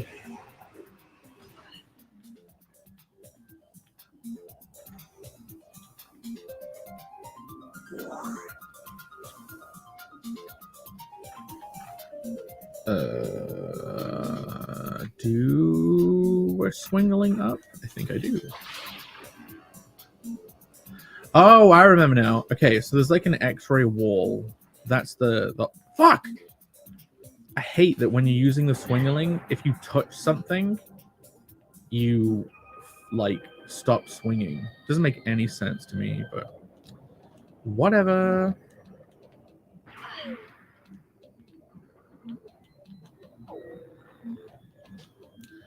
Oh, so I don't know if anyone watching knows what VTubers are.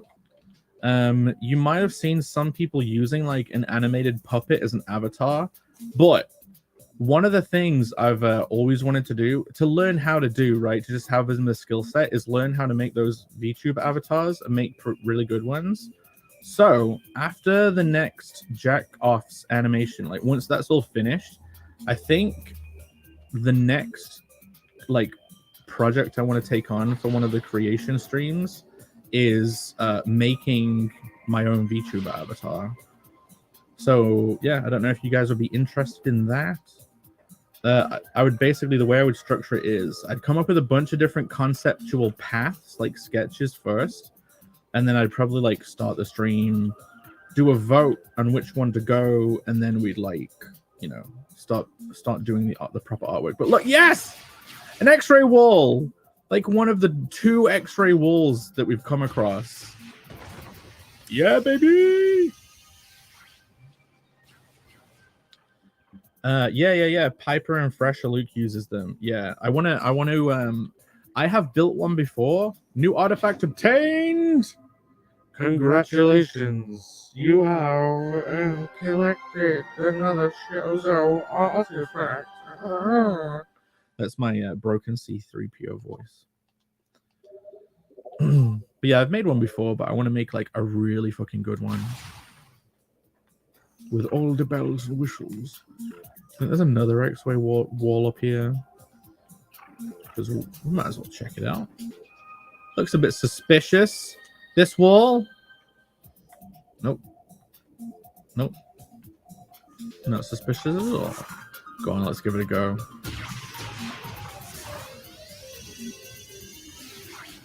Nope, totally nothing. Fine. That's it. Another artifact obtained. So let us return once more to our totally not cheating cheat sheet of locations. And there's a couple now. Yeah. So we've done all the ice area ones. Now it's just like there's 1, 2 of them in the phase on mines. So I'm going to... That is the Elite Research Chamber and the phase on mining tunnel. So what I'm going to do is find the next elevator for us to go to. Probably that one. It'll go down to the Magmore Caves. Then does one of these say the phase on mines? Yes. So I bet Pandora Drift south, west. Will this say Magmore Caves south? Yes, perfect. That'll drop us down exactly where we want to be. So like just keep going forward. Perfect. And then once we finally get all of the artifacts, we'll probably do a super sweet boss battle.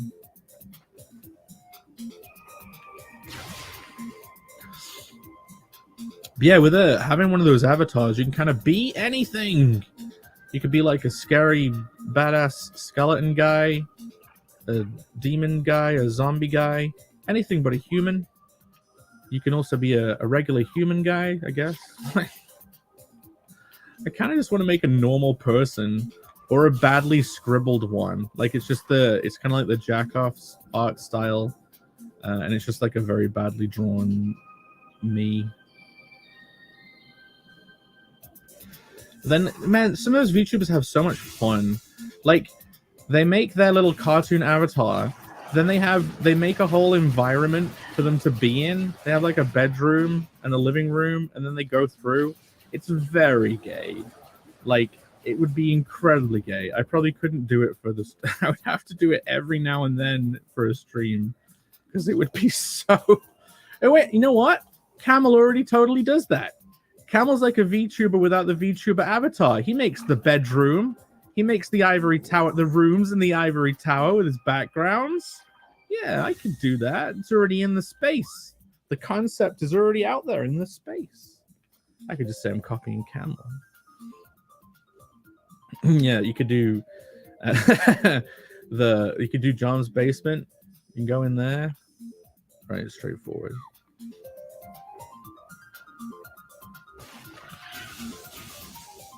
The kill room. Yeah, get disintegrated bench.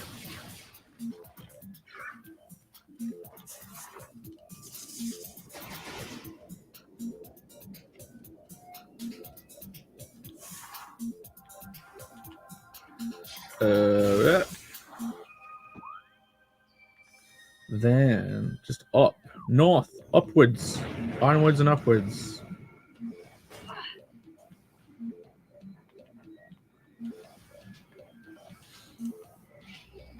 Yeah, back again. No! God damn it. Could you just not? Could you leave me alone?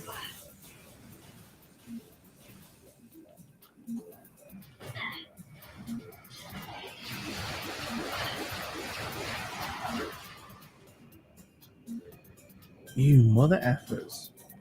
You made me tumble all the way down to the bottom again.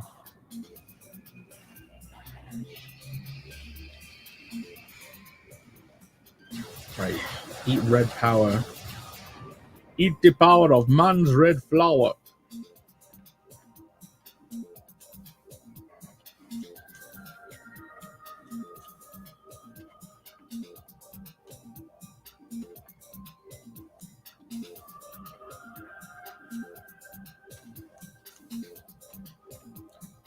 And this time we shan't fall. Is this... Oh, wait, no, it's even higher up. Cool.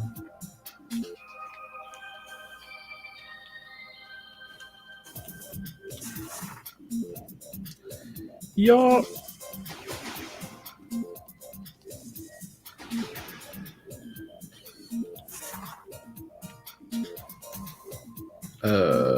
Straight across. There it is. Off to the elevator. Down once more to the caves.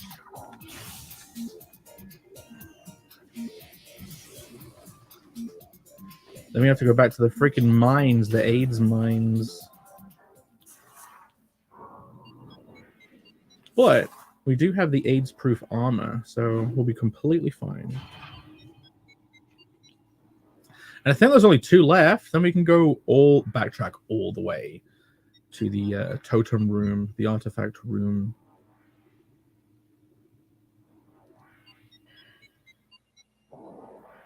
Right. Where are we? Where are we? Where's the next elevator to the Phazon Mines?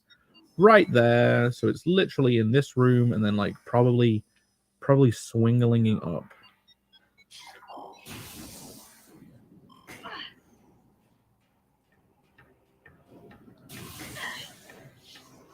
Oh yeah, I remember you guys. See ya. I'm not fighting a single one of you.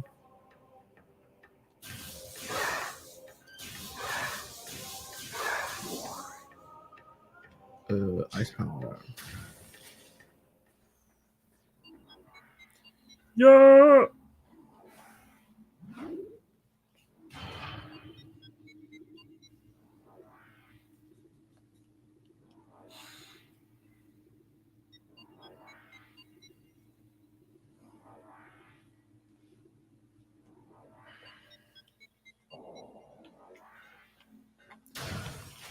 Right.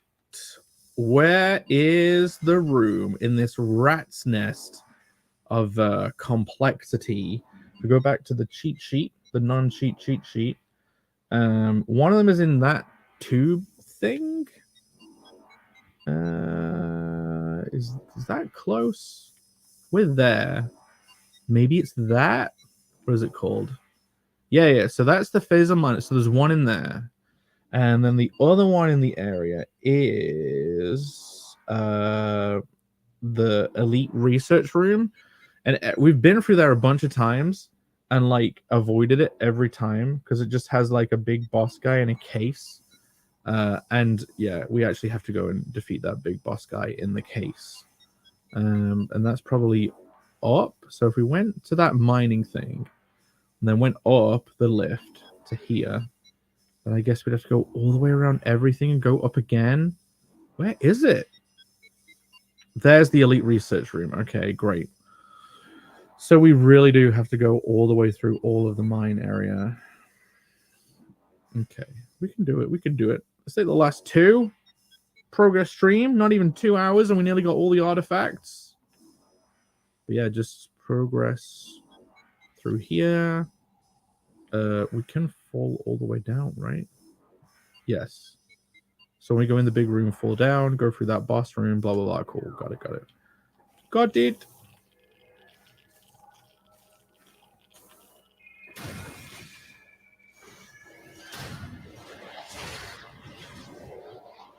Ah! Meant to do that. This way. Yep. I'm trying not to get attacked by all of the floating Metroid babies in this room. Nope. Get away. You're not grabbing my head. You're not head crabbing me. You're not aliening me. Not using me as an incubator for your eggs. This way. And there's a save room, like right here. And I think there's also like a missile box that we can like... Yeah, this one. There's totally a missile in here. Oh, we probably have to charge missile it. Fine. There we go. Fuck. Fine. You want some instead? You really want my attention first? Freeze. Shatter. Freeze. Shatter. There you go. Okay, now... Power beam! Yeah! Another rocket upgrade, my friend!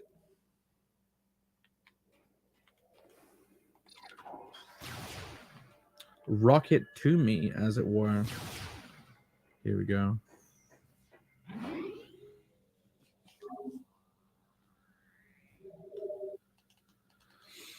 Fully replenished.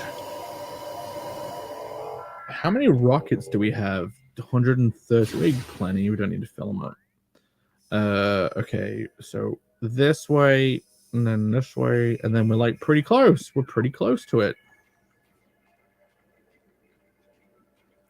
The last artifact is absolutely miles away, but whatevs.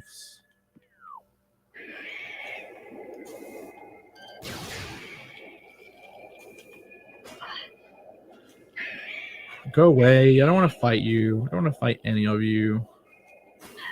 I'm perfectly friendly. I'm totally friendly, guys.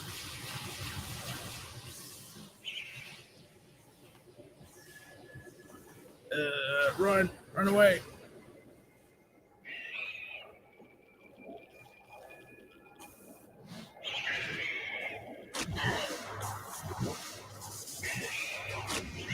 Haha. Man, I remember the first time we came through this area, and we just kept on dying on the floor, and now it's just absolutely no issue. Whoa! It's right there! Yes! Okay. I can't believe we didn't see that on the way. It was like staring right at us.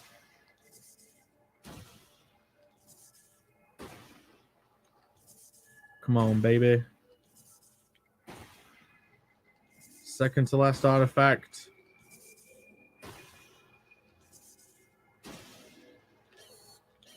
Yeah! Congratulations. Chozo artifact acquired. Wait, 2 remain? Aw, man. Maybe there's one right at the beginning. No, I know where they... Yes, okay. Yeah, there is... Okay. Now we're on the hunt for the second to last one. The final one is actually pretty close to the first area, so... Don't worry. I know you're not worried, but... wanted to reassure you anyway. Right, which way are we going? That way to the purple lift. How do we get... Oh, is there just another ball path? Is there a different way? Is it like an up way? Oh, there is. Cool.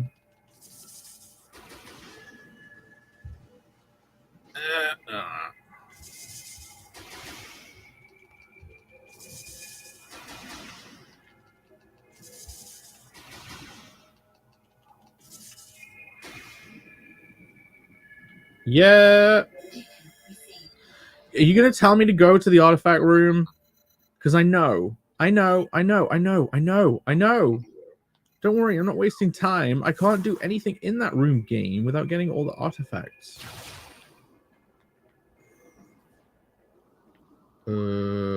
this is the way. Yeah. No need to swing a link. As long as we dodge all the enemies. Oh, what the hell? What the hell?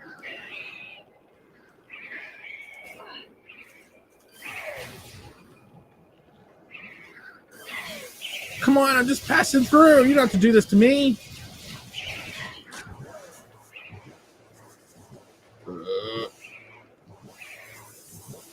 Give me my mind's back. There we go. Cool.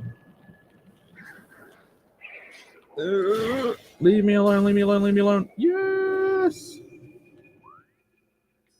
Finally, we made it to the purple lift. I just go up.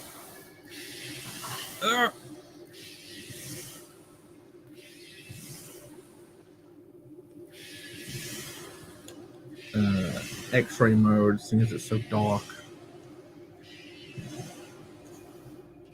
Haha! We made it!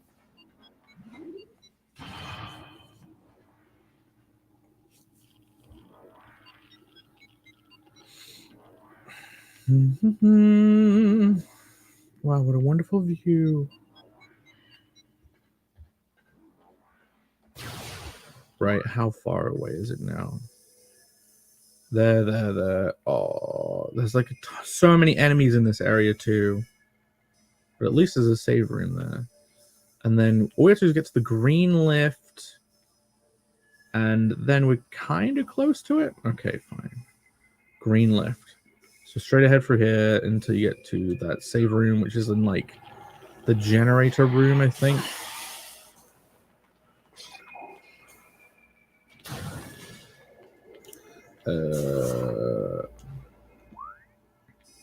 Yeah, it's fine. It's okay to fall in here. You know what? That looks like a fucking breakable X-ray wall. Yeah! In fact, we might be able to get a rocket upgrade like this way. Yes, I think we can. On this gantry. You mother effer. Freeze! Oh, it's a blue one. They can't freeze. Oh. Okay, X-ray power. Gantry. And ball mode. Haha, you can't come in here.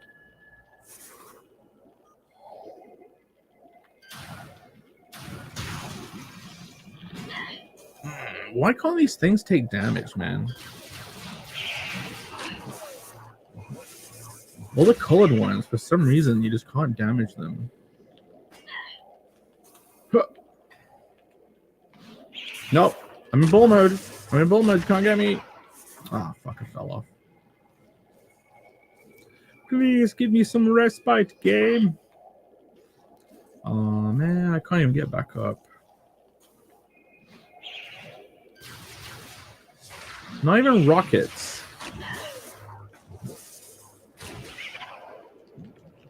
Is it just mines that hurt them?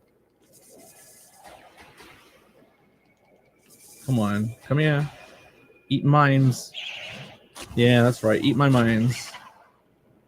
Come on. I'm just a tasty little ball. Come and get me. Come on. Nice. Finally. Right, can I get it back up to that gantry now?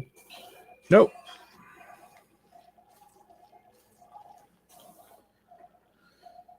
Moving platform it is.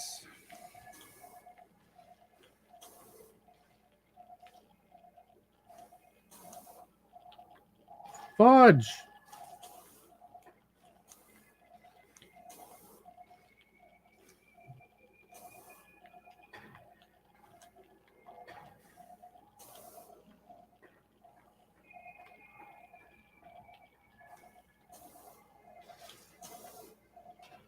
Okay, this time...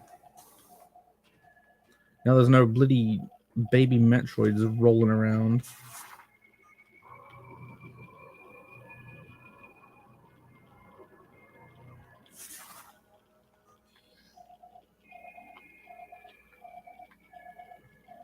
Yep.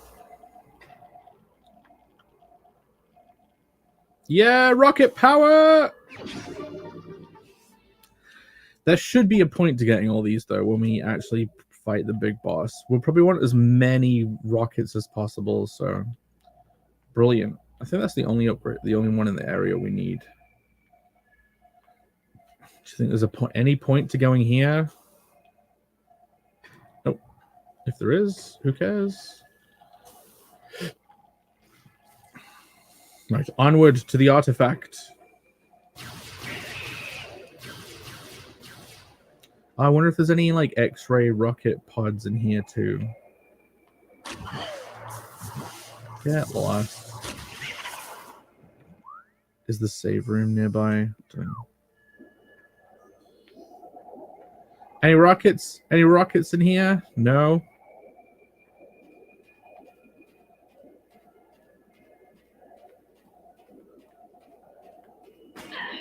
Nope, guess there wasn't any.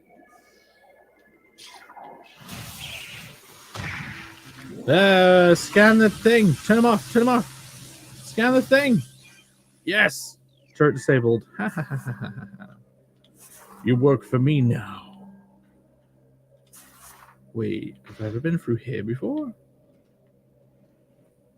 Oh, wow, you can totally skip them. Haha. Wait, yeah.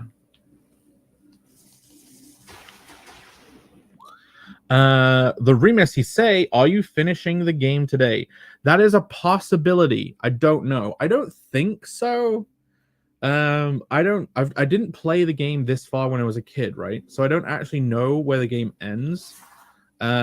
It genuinely could be that when we get all of the artifacts and go to the artifact temple, one of two things will happen. Either we totally will fight like a big boss, and that'll be it, or it opens up like a whole other section to the game. Because if we go to this menu, it says we've got like 63 items % collected. So, I don't know, maybe we're getting closer to the end. I mean, we're only 50% when we started this stream. Maybe collecting all of these artifacts is pumping that number up. We've only got 2 artifacts left to get. And I'm not sure how many missiles we missed. But yeah, maybe this will be the last one. How do I get back up there? I'm not going to fight you guys. It's a big waste of time. You're just annoying. You have a ton of health. You don't even do that much damage.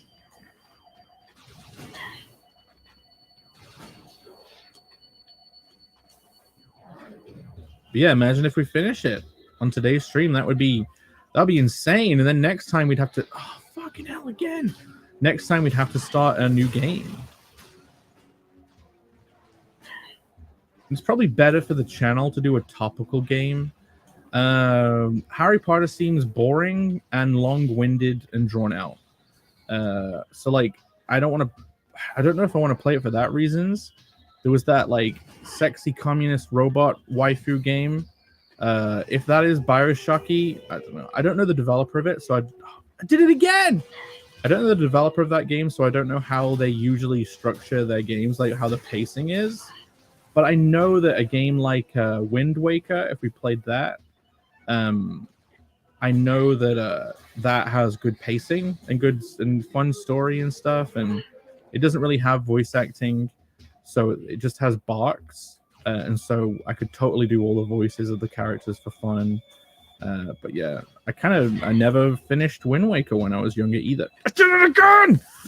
No, stop talking! Fuck you guys, man. Just get frozen. Yeah, what do you think if we did Wind Waker, Remus, and other people who may still be listening? There was the other Zelda that I've got, like the top-down one that they remade. But I don't think that is actually very exciting gameplay-wise. And there's not really that many characters to do the voices of or anything like that. So yeah, unless I did it again. I did it again. I did it again. I did it again. Why do I keep falling off that one ledge? the people aren't happy about me screaming. We're down, viewers. The Harry Potter game is unchallenging as fuck and boring. Yeah, I thought it would be. Yeah, I've kind of pretty much already completed Elden Ring, so that's not a game I'd play. Plus, it's not very topical anymore. But yeah, if you got any other bright ideas for games, all right, we're not gonna fall this time. We're not gonna fall this time. Yeah, it's because the ceiling's right there, and I double jumped too early. That's why I kept on falling there. But hey, we're getting closer to the big enemy that we have to fight. We're here. We're just coming to this room. So we need to go like around here through the fart chamber, and then to the green lift, and then up here. So we're going right in this room, and then when we come out of the fart chamber, we're going right as well. Cool. Harry Potter. Harry Potter. Oh, not that one. Harry Potter and the Chamber of Farts. Harry Potter and the Chamber of My Parents Are Dead. I just came out here.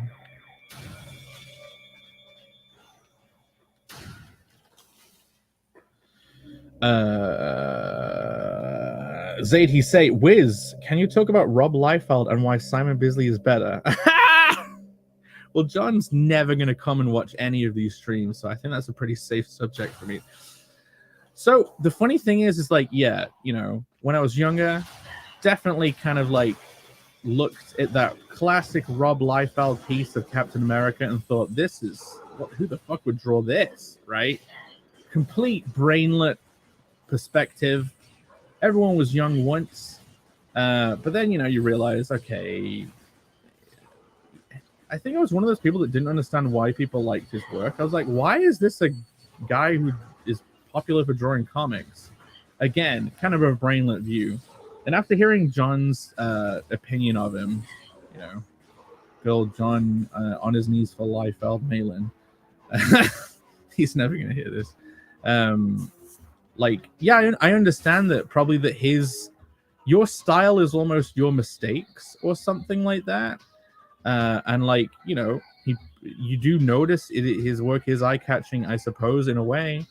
And you know, John almost takes the best things he sees in Liefeld and takes them into his work with like his poses and shapes and stuff. You have scanned 21st, but yeah, Bisley. I mean, I like the nipples on that cover, Phil. I hear he can't draw horses very well. that horse on that cover was a bit small, Phil. We gotta admit, even a Bisley fanboy has to admit that horse was a little bit small, Phil. But yeah, I don't know, man. Someone who can paint like that, how can you not have respect for someone who can just generally do painting like that? Is it really that hard to do like badly drawn proportion shifts? You know what I mean? Like, I don't know, man. But yeah. Would I have to choose which one is better? The horse was perfect. Okay, whatever you say, Phil. That tiny pony was perfect. I think the reason why the horse looked small is because the guy is so big. But like, okay, so make it a giant monster horse. You're gonna spend time doing artwork of a horse. Make it a giant undead skeletal monster horse, not a comparatively small looking normal horse. But hey, I don't know a lot about that IP, so maybe that's the character's canon horse. Does he canonically ride a tiny pony, a tiny baby pony?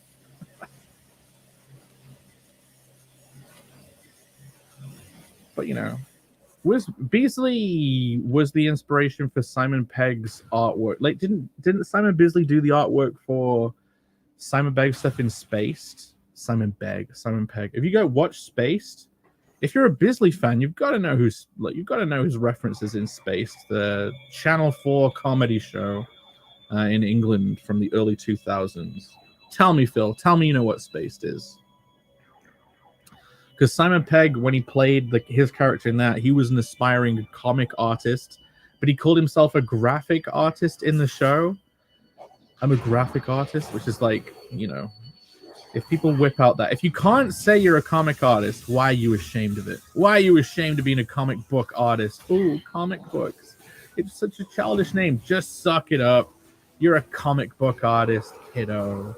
Get over it. But yeah. Never heard of it? Never heard of it. I'm not a limey Brit.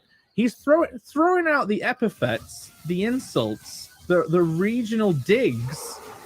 And this whole conversation began with Phil wanting to inquire as to my opinions of a filthy Yank, Mr. Liefeld, and a stately Brit, a refined, gentlemanly Britlanese, known as Simon Bisley. And you were on the Bisley side. You know, you're getting those books printed in this country, man. Have some more respect. Have some more respect for the country. He say ha ha ha ha ha ha. And Joseph Dredd, he say lol. But yeah, there was a TV show called Spaced, where like Simon Pegg, Edgar Wright, and Nick Frost all kind of got their footing, and it ran for 2 seasons, and that was like just before they started making films like Shaun of the Dead, and stuff. And yeah, Simon played a character called, I think it was, I don't know if it was Simon Bisley or something, but yeah, he played a comic artist, and I think, what was the name? Is it Simon Bisley? Yeah, Simon Bisley. I think Simon Bisley did all the comic art that was featured in that show. So how can you even be a Bisley? I'm looking that up. That is hilarious. That is, if I manage to know some Simon Bisley lore that Phil doesn't know, Philip Zaid. No, the Diaz. Phil Diaz. Why is it? Zaid isn't your surname. The Diaz brothers. The motherfucking Diaz brothers. Simon Bisley Spaced. Yeah, the main character's name was Tim Beasley, named after Simon Bisley, the comic artist. Yeah, and he did artwork for the series. Yeah, look. He did, like, this is artwork for, like, the first DVD cover. I know Simon Bisley lore. I'm more of a fan than Phil is. I joke, I love the Brits. You're not making up for me now. This is like Jimmy saying that he voted. There's no getting out of this now. We're in space again. Look, this is some artwork he did for Space, one of the DVD box sets. That's some Simon Bisley art right there. With Tim, and then is the dog. What else? I think that's another piece that he did. Where's the bear? It was a character called the Werebear or something. But yeah, you should look it up. You should fill yourself in on the Bisley lore. You're behind the ball, man. Can't believe it. Limey is just a fun word. No, you can say whatever you want. I'm only joking. I don't care. Why do I care? That Jimmy story is hilarious. Oh, I could talk about that because I have a bit of a different take. Yank, Limey, Frog, Aussie, Kraut. List them all. Goop, Diego. Just say all the terrible ones. Yeah. But the funny thing about that whole Jimmy voting thing, I believe Jimmy actually voted. Here's the thing about Jimmy, and I'm not going to go too hard on Jimmy because I feel like the bid I did in that last auction was probably a bit too mean. The minus $20 bid. But yeah, like Jimmy does jokes that don't always go over, and he gets really frustrated because he's like, other people can say the same joke, the material of the joke, but like people will laugh when they say it and not when he does, and he gets frustrated at that. And it's like, yeah, comedy kind of is delivery, but anyway, I genuinely think he was doing a joke that he didn't vote, like that. It really is a Jimmy joke. Do you know what I mean? And then I think Ethan genuinely believes that he didn't vote, and then he just got That whole bit just fell apart. Like, oh, poor Jimmy. But yeah, I think he did. I totally actually think he did vote. But the real meat of that situation is like he just votes for whoever his dad said to vote for. Like that was the real dig that they could have made. They could have leaned into that. But yeah, I think he voted, man. Yeah, Phil says could be a joke. I think it was a joke, but that's it now. It's set in stone. It's law. So as soon as it becomes lawrified, you have to just roll with it. As is the internet. Right, we're going to the green door, which I think is this way.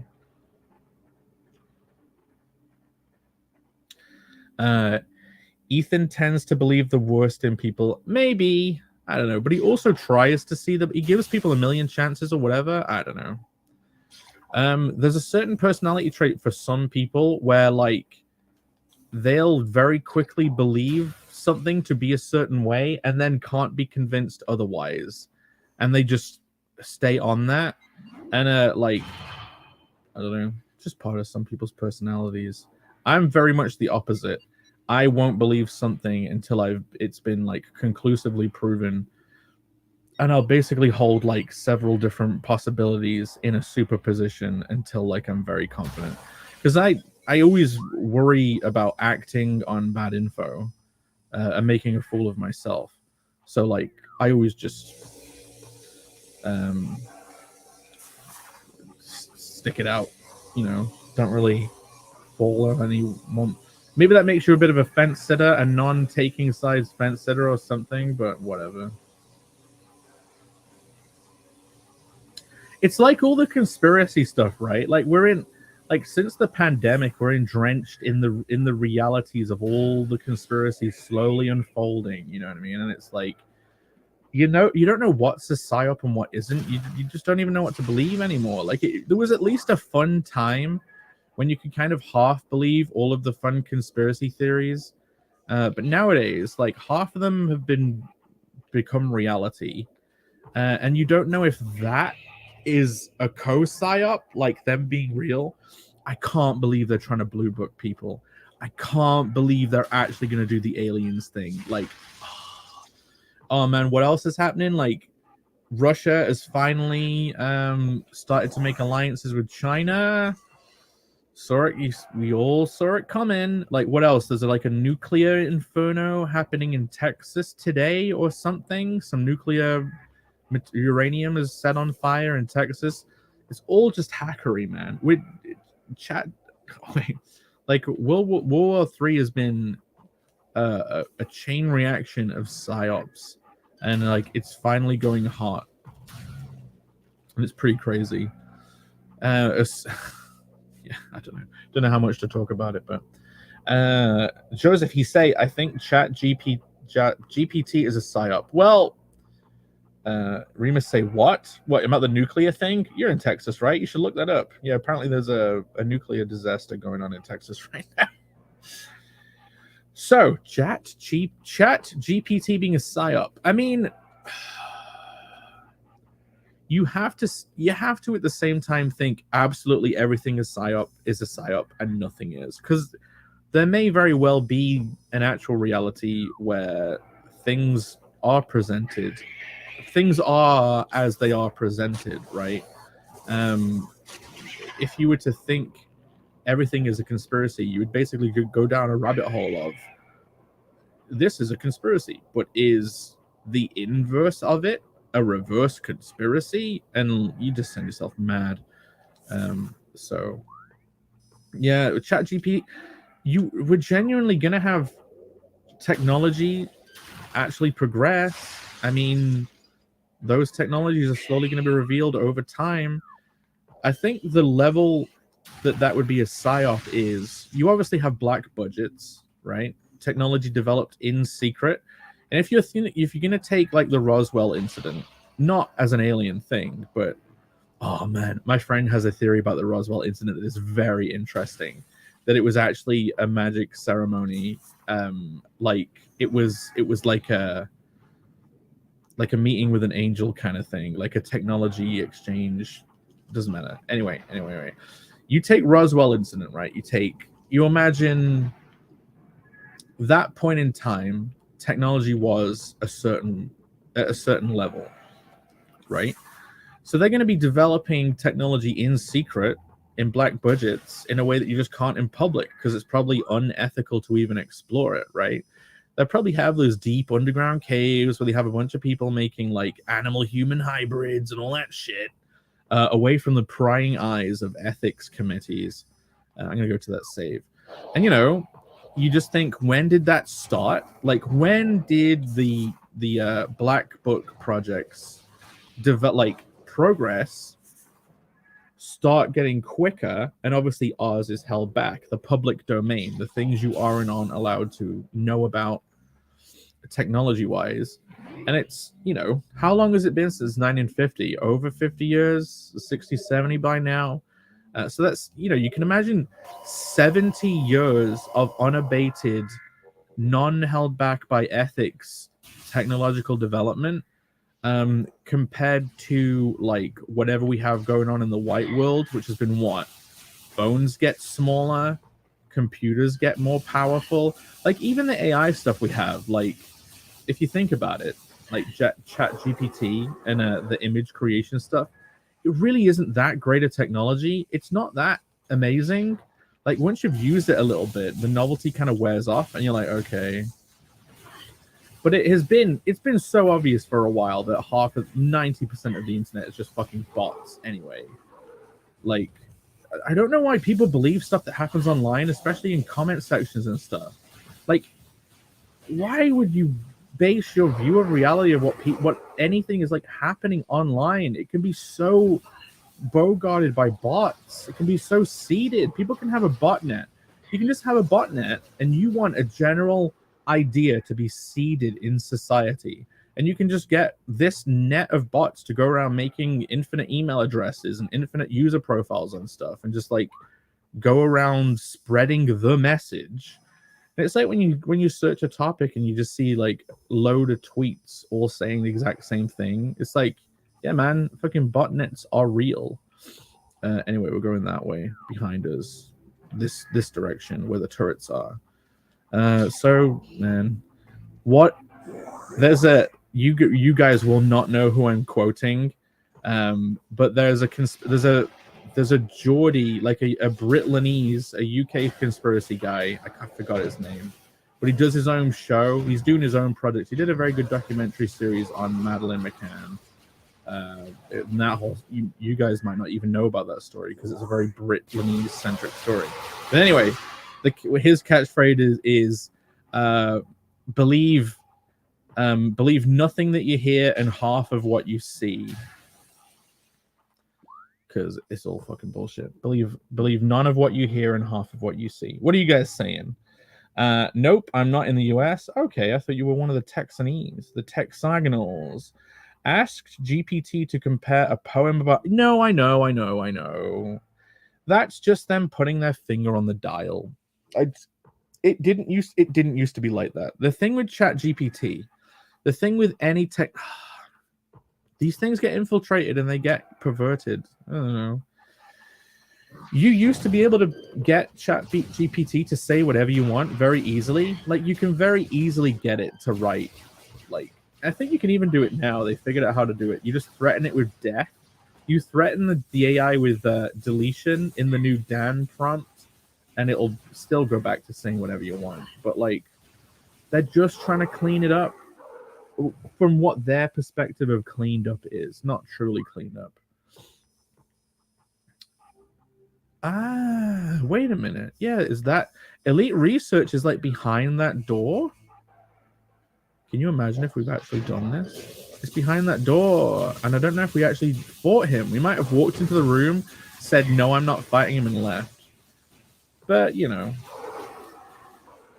Actually, with Chat GPT stuff, we're currently, with text generation AI, we're currently at the stage we were maybe 2 years ago with image generation AI, when you basically just had Midjourney and Google's I can't remember what it's called, but Google had their own one, and it was like invite only for a time period, and it was like a bit gimp. You know what I mean? And nowadays you have like the open source version, which is Stable Diffusion, and you can run that on your own PC. Like I can go in my other room and just type whatever I want, completely censor free, on my Stable Diffusion, and just get images. Do you know what I mean?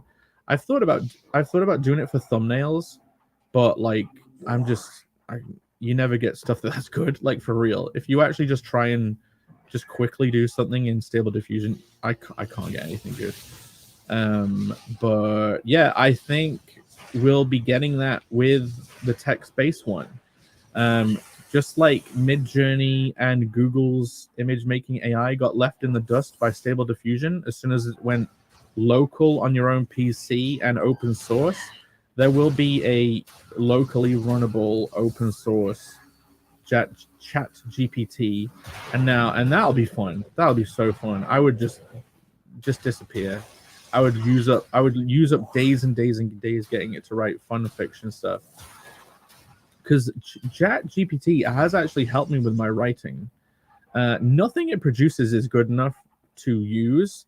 Like if you say, write a comic script about this, its comic book scripts are just absolute gash. Like it'll be a description of something that's happening in the panel, and then there'll just simply be a narration, like a caption describing what is happening in the panel. It's completely crap.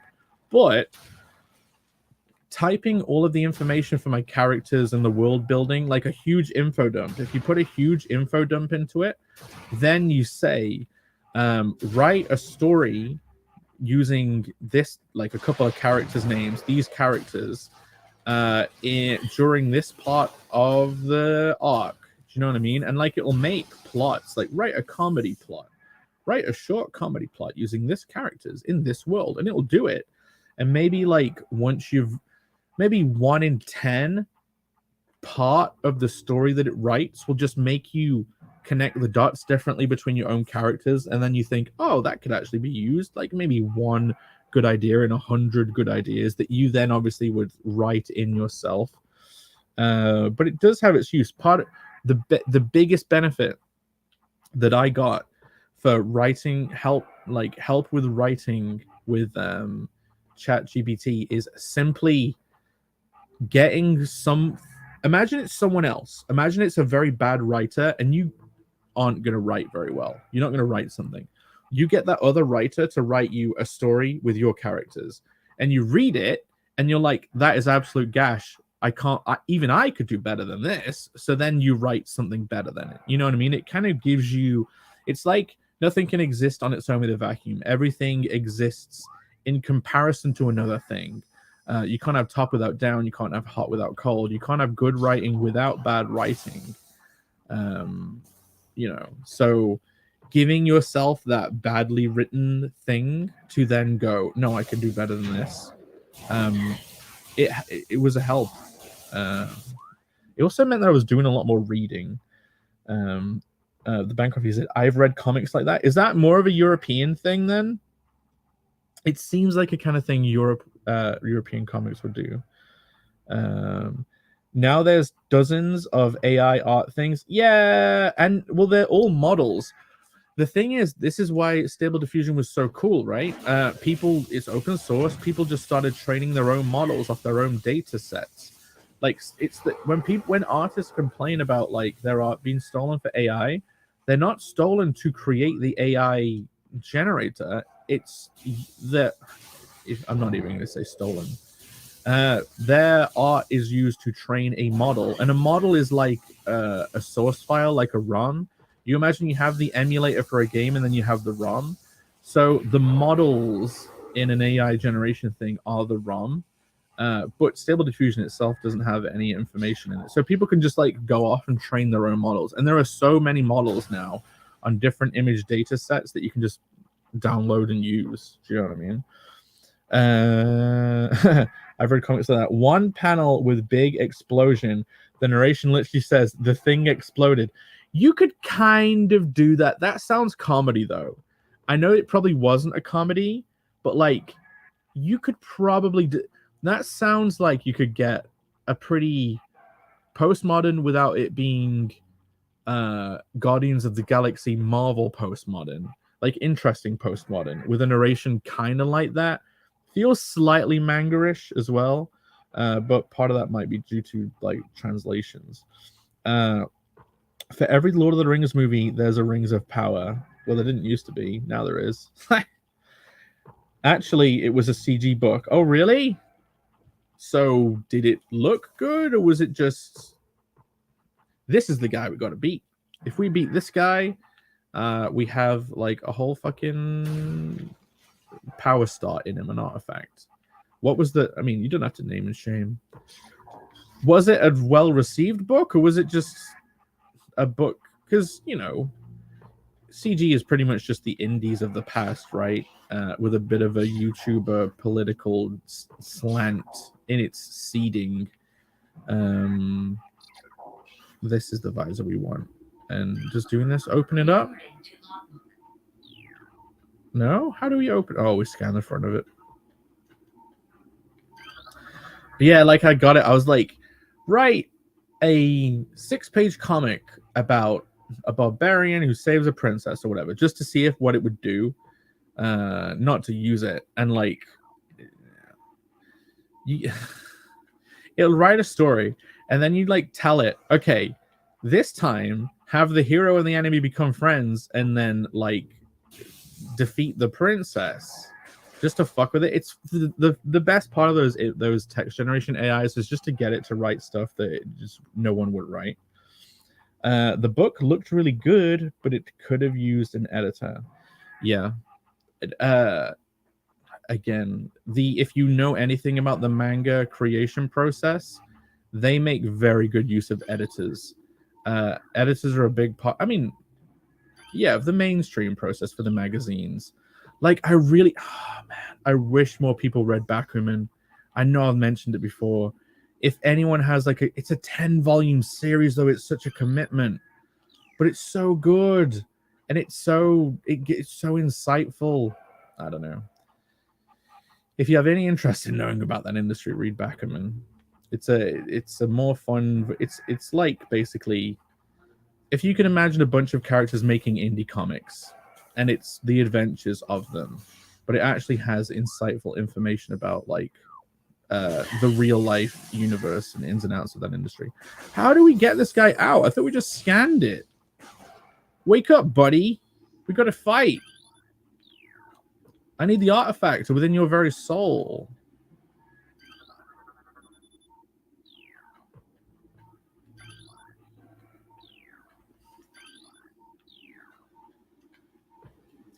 But speaking of books, I really need to find a way to make time for doing YouTube and streaming stuff, and then also get back to work on my book. I know I'm making a cartoon right now and also doing some coloring stuff, but I need to figure out. See, in my head, I'm like, I'll just finish what I'm working on, right? But I don't know if you guys saw it yesterday, like a commission that I got done. They got the penciling from Jay Krager, that Metroid piece that we colored. I commissioned 2 accompanying pieces. One of them is Link versus Ganon, and another one is Mario versus Bowser, and they should all make like a really cool triptych. And like I've already paid for those. It's like those are coming in, and I can't wait to color those on stream. But yeah, there's always more work to do, and it keeps distracting me from my book. But isn't that the age-old CG conundrum? Rockets? Super rocket? It's totally just going to be a button. Maybe there's a button around here.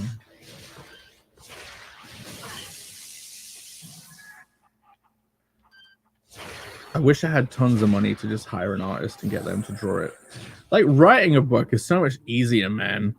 I don't know why writers get the top billing credit. Drawing a book is so much fucking harder than writing it.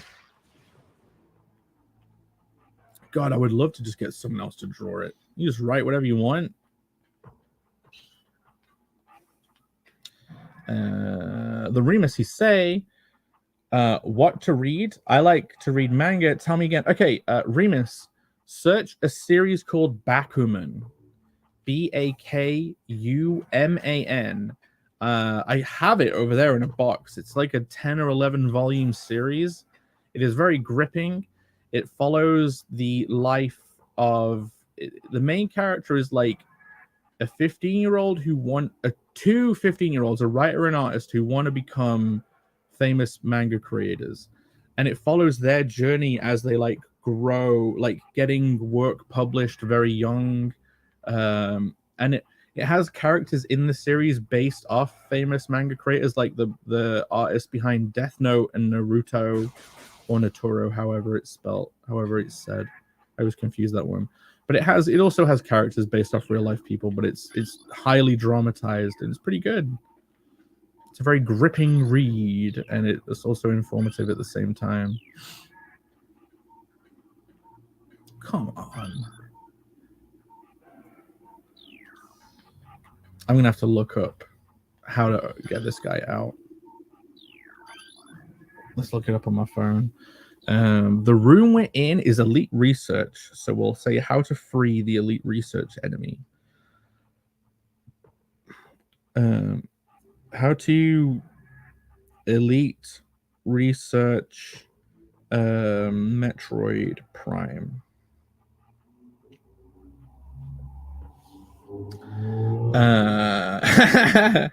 Bakuman. Ew. Yeah, just go read Bakuman. It's the new phase of mangas where it's something man.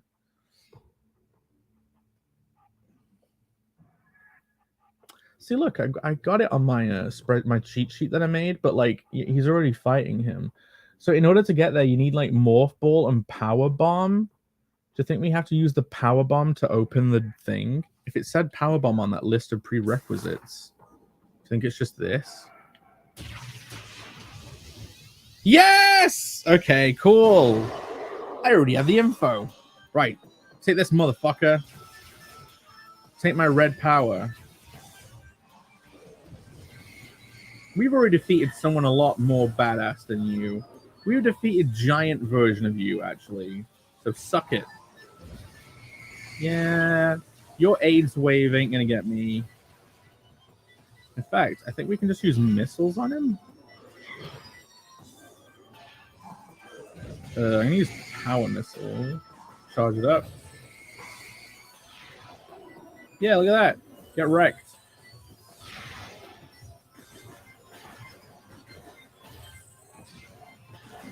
What? Yeah, put your hand away. God damn it. Power missiles! Yes! Give me the artifact. Then, okay. Only one artifact remains. Chozo artifact acquired. Congratulations. Just got another backer. Hell yeah. Everyone in this chat probably already knows about your books. Like, I wish I had more people to promote to, because I want to promote the fucking Big Wheel giveaway. Like, why is no one promoting that? It benefits everyone. Everyone gets that list. It's so much free art. Why is it not being promoted? Oh yeah, Phil, we just passed 3 million views. Yeah, that's the get that internet money. Congratulations, guys. I'm nearly at 200 subs. Hooray for me. The sub growth has actually been pretty crazy on this channel. And on the Twitter. I can't believe I'm getting nearly 200 views on these. I know that's minuscule. The stream yesterday was like fucking 80 hours watch time. And again, I know it's nothing, but whatever. What? Phil says, I literally almost forgot to promote that. Yeah, if I get to promote anything on the stream tonight, I'll promote the Big Wheel giveaway. Everyone benefits from that mailing list. So why wouldn't they want to promote it? It's like promoting your own mailing list, but whatever. And like the artwork that people have given away to it is quite expensive for them. Right. We are going back to the Talon overworld. So we can just walk forward out of here and go back around, and we'll be able to take that lift, and then we'll be able to get the final Chozo artifact we need to potentially take on the last boss or not. Logbook. Yeah, look, there's one left. We'll do it. And we'll find out once and for all if there's a whole other half of the game or if we're pretty much near the end. It would be kind of crazy if we're near the end, to be honest. On the Let's Play channel we used to do, it was kind of hard to get through a game because you were doing 10-minute episodes, right? We've been playing this game for hours and hours and hours on stream. So you kind of can't, like, to complete a game on a 10-minute episoded Let's Play channel, it just would take weeks. So you'd kind of, and people would get bored, and there's no point to even completing them, really. Like, if you're going to complete a game, it's more of a stream-based endeavor. But yeah, the first time kind of completing a game on the internet, except for what? Donkey Kong Country Tropical Freeze? Oh, I fucking love that game. I couldn't play that on this show, though. I've already dedicated an entire series of videos to it. There's like over 100 episodes of Donkey Kong Country Tropical Freeze. I'll have to look it up. It'd be funny if there wasn't even 100 episodes. But yeah, we completed that. We even did all the secret levels. We 200%ed the whole game on Hearts Bros. It was like the one big achievement of that channel is completing the entirety of Donkey Kong. What are you guys saying? Oh, you're not saying anything. I thought people had put messages in. Never mind. Right this way.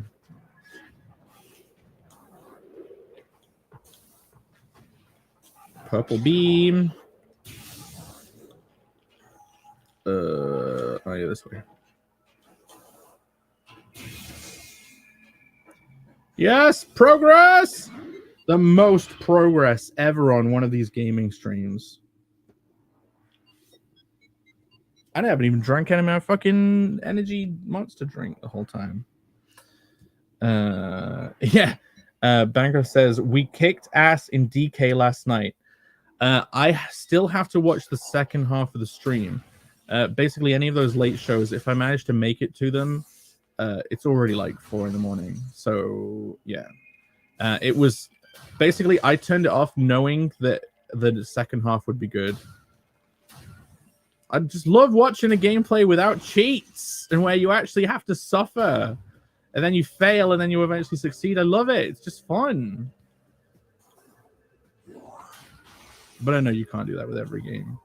Like I said, if you guys ever ended up playing Bart's Nightmare on the Mega Drive, you wouldn't even be able to get past the first screen. And I'm not exaggerating. You genuinely wouldn't be able to get past the first screen. You'd give up on that very quickly. Right. The last artifact is actually the first one on my amazing spreadsheet that I made. My slides. That no one uses the Google Slides feature in this. It's perfect for setting stuff up. You know what? Check it out. I even have the updated slides for the artwork of characters. Get past this stuff of the artwork. Look, Phil, I made a whole slide with your artwork. This one in the middle is my favorite drawing, the looking up, even though I forgot to include the fucking triangles on the shirt. Good old fat Shane. Shane, by the way, this is Vampire Shane. Like this is gay Vampire Shane. Like he has slightly pointed ears and an upturned nose. Is like he's a little bit vampiric. Rini shots the elusive work in progress, extremely embarrassing Rini drawings, and then finally the Ethan shots. Look at that guy. Look at with his what is this gay CalArts bullshit and his pencil rocket launcher. But yeah, I was very happy with that. But yeah, where is the final? Yeah, it is in Life Grove. And is that? Yeah, we're actually very close. Check it out. I'll go back over to the game. We're here. We're like pretty much in this room. So all we have to do is get to the top of here and then go here. and we'll get the artifact within Life Grove. The funny thing is, we were right next to this at the start of the stream, and I didn't realize it. So this could have actually been the first one we got, but whatevs. The whole path loops anyway. Smash it. Fine, burn it. Fine, burn the plants. Whatever. Get burned.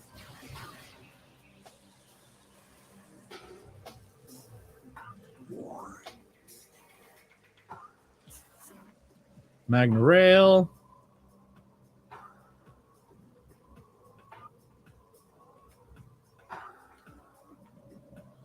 You know, I couldn't believe on on the game show last night, Camel actually said he didn't want someone's money. When you brought up my name for people to shame into buying stuff, can you believe he actually said, no, he's bought enough? Camel said someone gave him enough money. Can you believe it? You'd never think the words would come out of his mouth.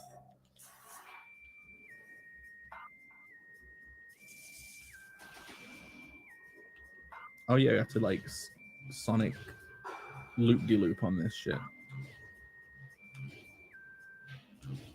Part of me worried that I was being shamed slightly in a different way. Like, oh, don't bring him up. Like, just because he didn't want my money. I don't know, I'm sure it was innocuous. I'm sure it was actually good-hearted for once. Yeah, it was weird. Yeah, it felt a little bit weird to me. I was like, wait a minute. Why am I being reverse singled out? But yeah, the last remaining artifact is under the sea here. I would have bought something too. That's the funny thing. In reaction, like, I think I was too tired, so I didn't commit to it. But what I wanted to do was say "fuck you, Camel," and then put the backer number in, and I've bought the covers that you colored because I haven't bought them yet. I keep saving stuff to buy. Like, I bought the poster and he didn't even make a fanfare about it when I bought it. But oh, I think we have to just go as a ball and like make an explosion on the ground. I think. Yeah, like right here. But I felt like saying "fuck you" and then backing it. Yeah, get in the hole.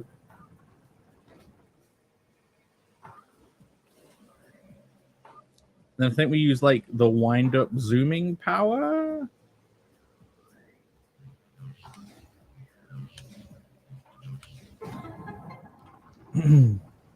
That is one piece of work I still need to do. I have to finish doing a sketch for like that 7 or 8 cover. I can show you guys what I'm working on. I'll do it in this stream. Do you want to see a sketch I did for a cover that I think only Camel has seen? If my iPad has power... No, can't see it. iPad's got no power. If you want to see it, you'll have to mention it in the future. But yeah, like I had an idea for a really cool 8 cover montage. You know how, a wraparound cover, a continuous cover.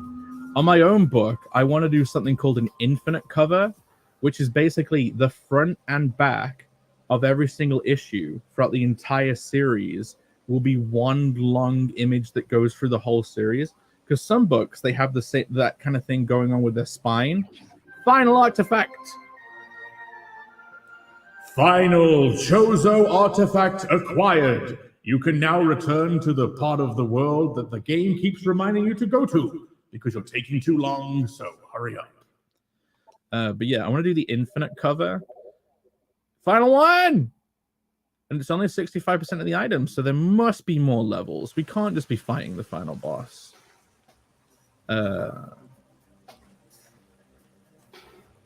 Yeah. Maybe the infinite cover is a stupid idea.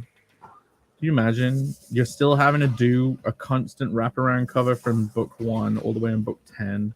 And it's not just the front covers, it's like the back covers as well. I think it'll be good though. How do we get out of here? I think we have to walk all the way around this way.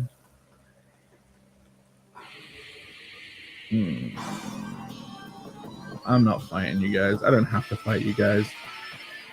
Nowhere in my contract does it say I have to fight 3 ghosts on this level. Even if there was a small cutscene introducing you, I'm not bothering. I'm not doing it. There's no lock on the door keeping me out. Go away. Nah, Frencher! Classic. Classic fall. This way, yeah.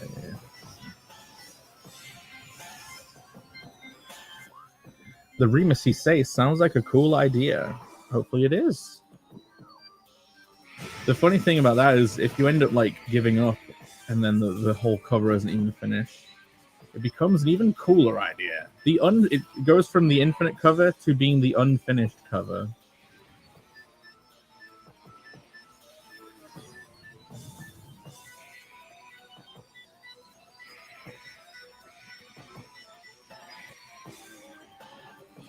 Remus, did you look up Backerman?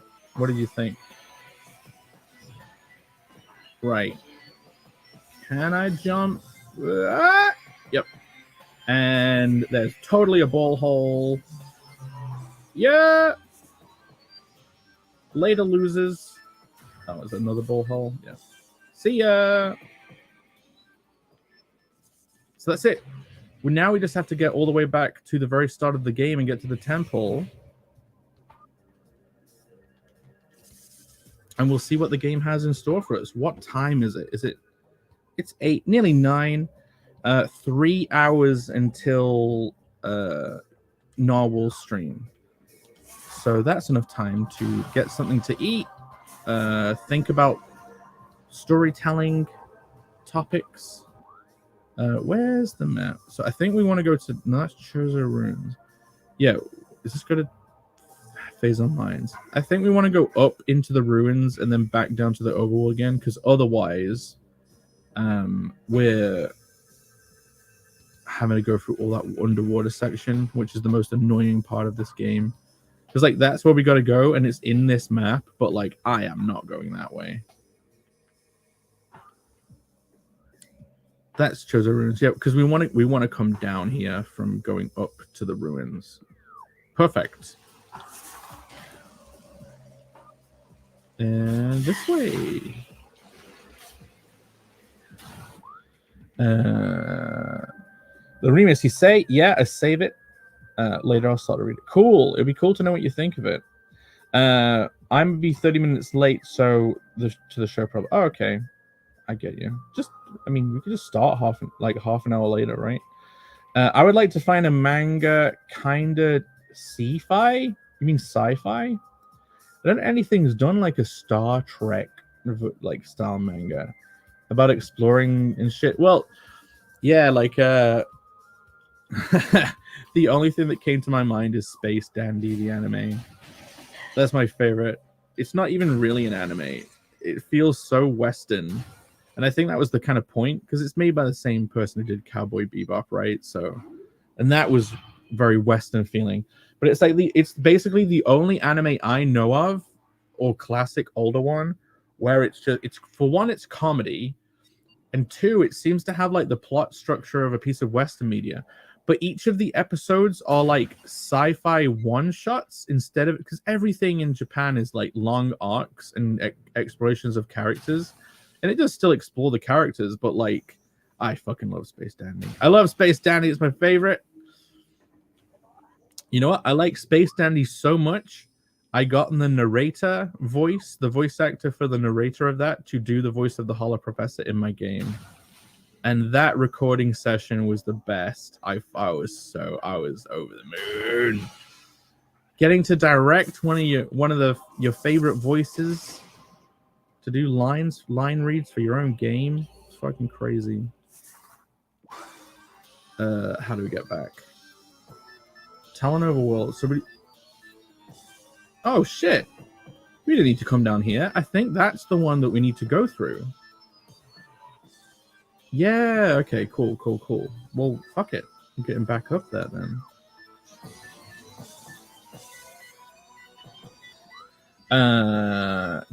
We brought Joseph Dredd out of the woodwork. He says Space Dandy is a hybrid between anime and Western animation. Yeah, I love it. I love it. It's my favorite. I have both seasons on Blu-ray, and I could watch it anytime.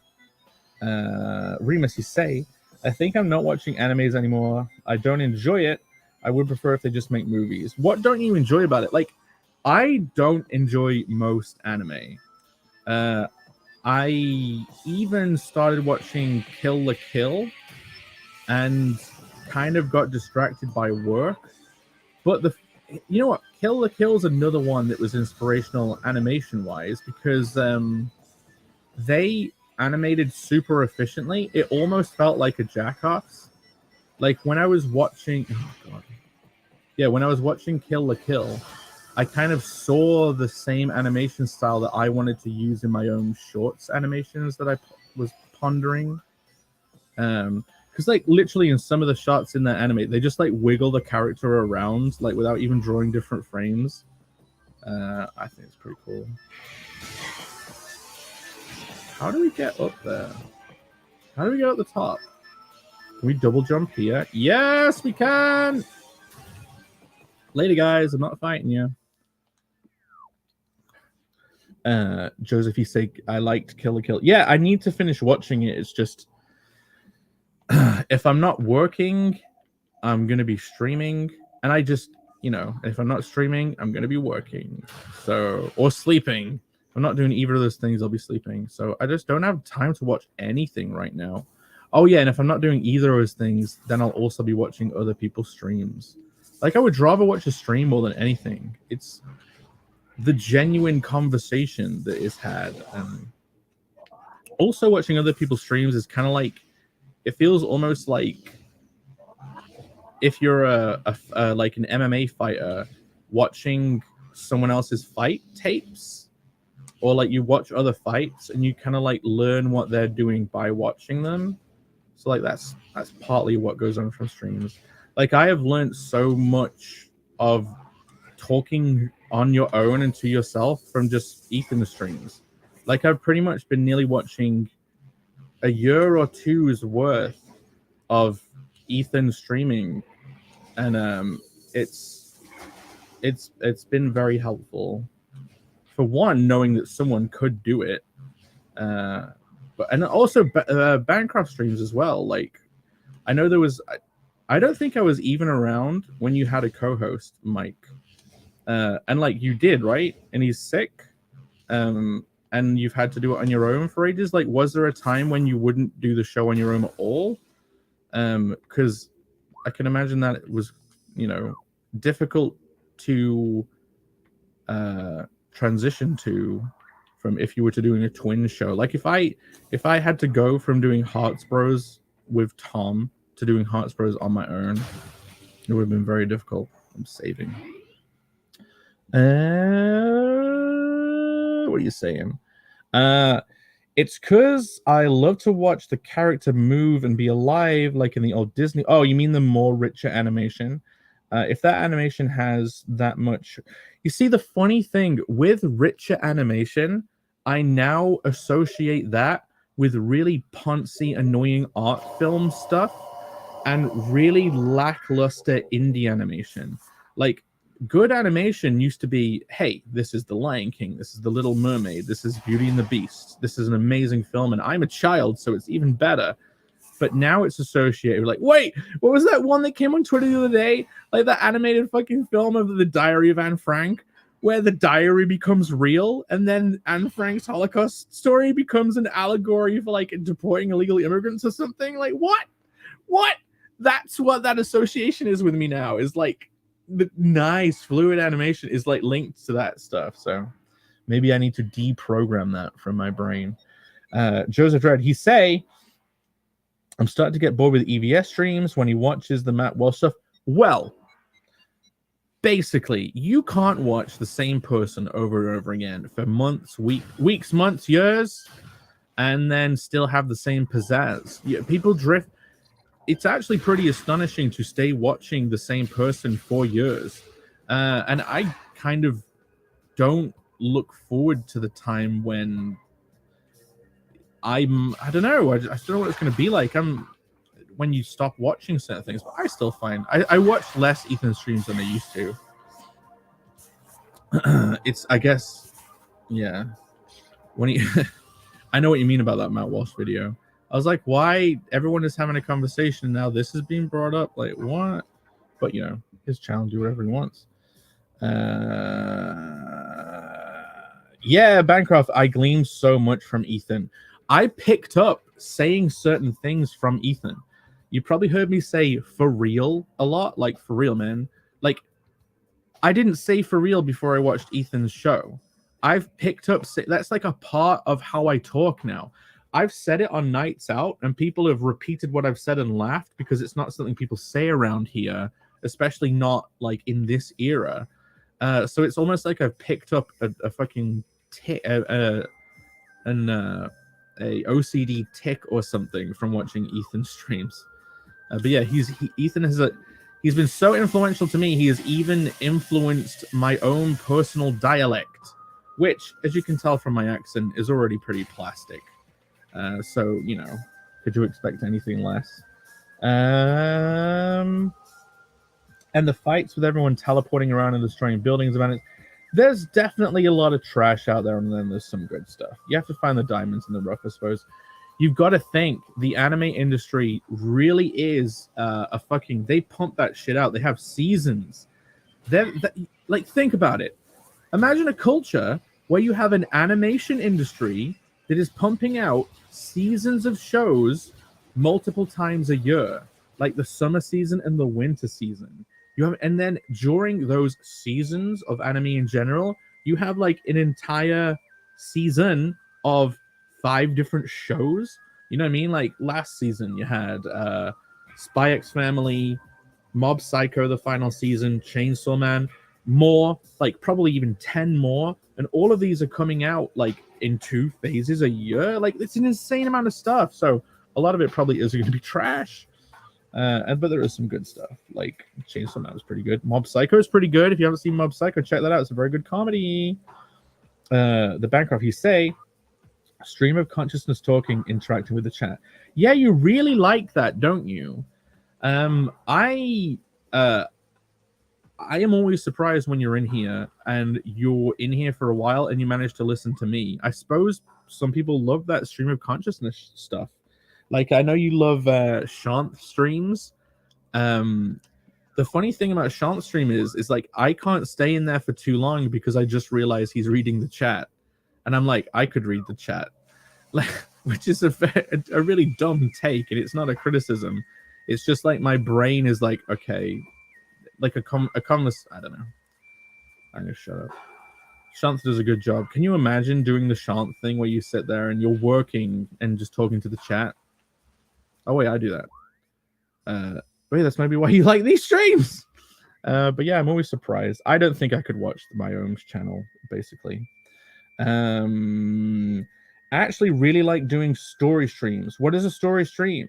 What do you mean? Do you mean like when Shane is going over his story? What is a story stream? Or when someone is telling a story? I love people retelling a story from a point in their life and then like everyone making fun of them, which is why I made that Jackoffs of John. It was the perfect version of that. Like, I love...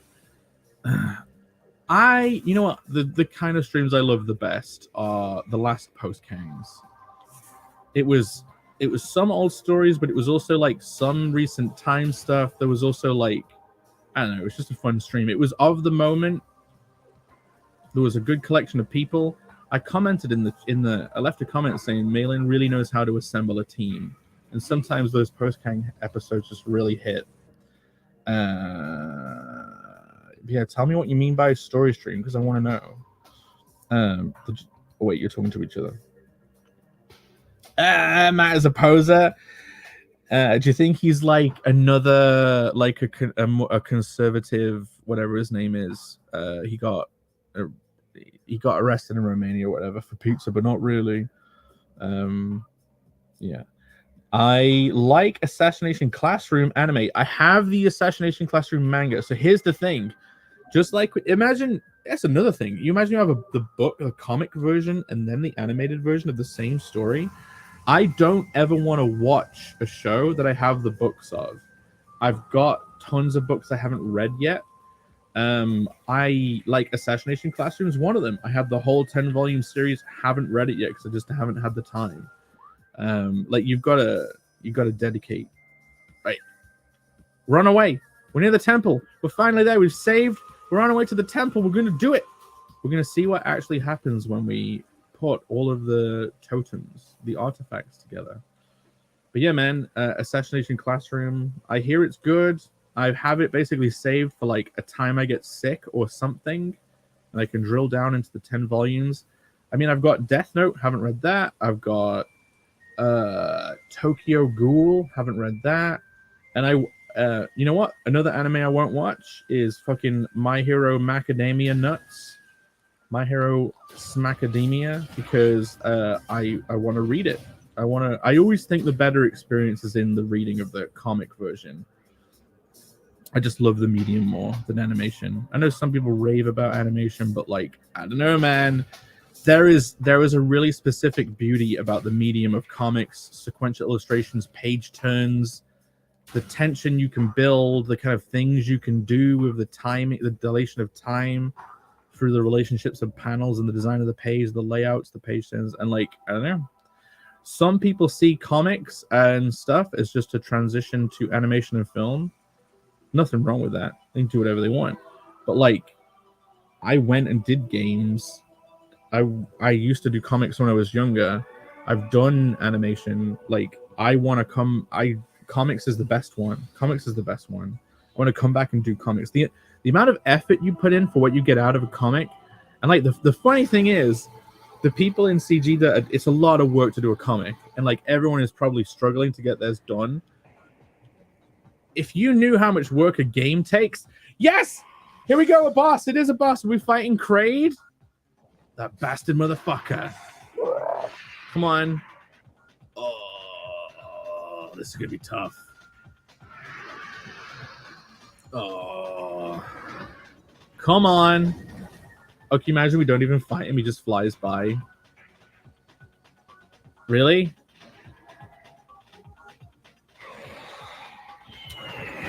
Taking a while for you to get down here, Kraid.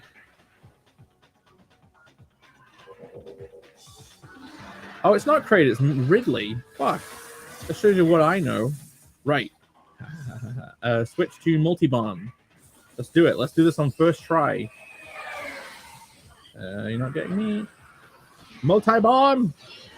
Okay, he did get damaged.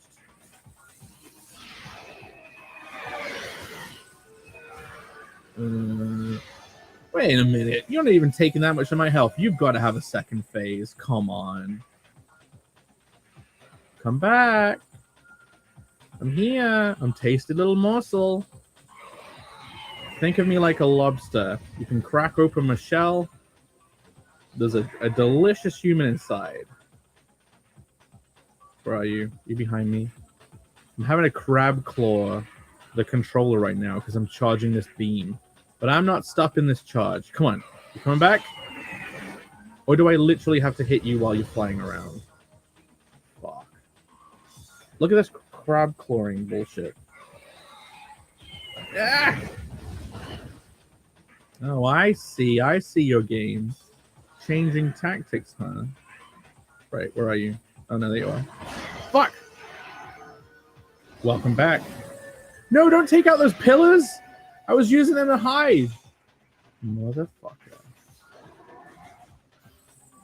Rockets, rockets, rockets! Charge another one up. Charge another one up. Charge it up. Charge it up. I'll just take this stuff. Yeah. Target him. Fuck, he dodged it. Okay, multi-rocket. Great. I need to improve my timing. Come on. Come on. Multi-rocket, multi-rocket, multi-rocket, multi-rocket. Yes! He didn't take any health away, though. Great. When he lands, he actually stops me from whatever I'm charging, so I can't do it that way anymore. And we've got 99 rockets left. Let's charge some red beam, some red power. Fudge. Maybe we just can't use the red beam, like any charged beam, because of the speed he moves at. Crap. I'll just hide. Can't get me. I'm over here. That's like pea shooter style. Can you do a charged one while he's there? It's like hardly anything. I really am gonna have to use the rockets somehow. Yep. Change to 4 mob rockets. Wow, that really didn't do much damage to him. Whoa. Okay, we can do this. We can do this. He still lost more health than us. Okay. We totally can't shoot at him while he's flying, right? We got nothing. Yeah, no. No.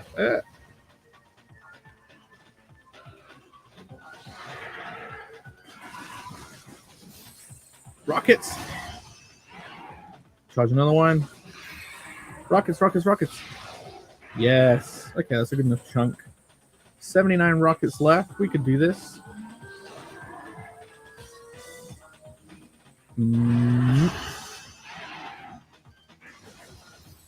Rockets, rockets, rockets. Oh shit, the post was in the way. Fudge.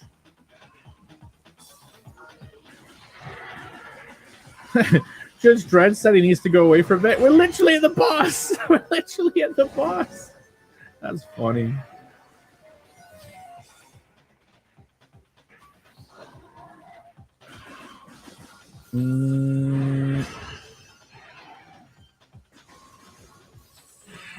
Okay, get him.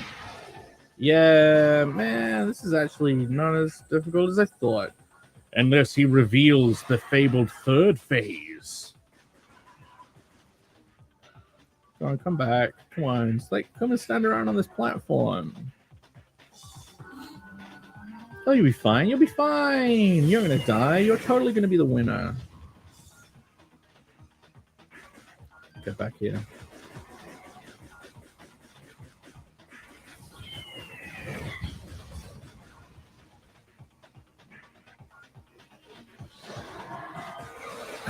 Right, if I... Whoa! Jump over the laser!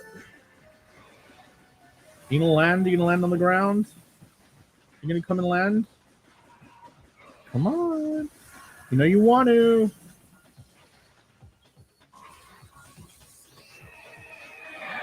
Ooh, fuckaroni. Come on, come and land.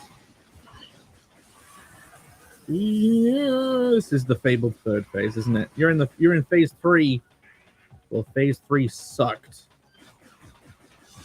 Apparently. I haven't watched any of it, so my opinion is purely copy and pasted from people on the internet.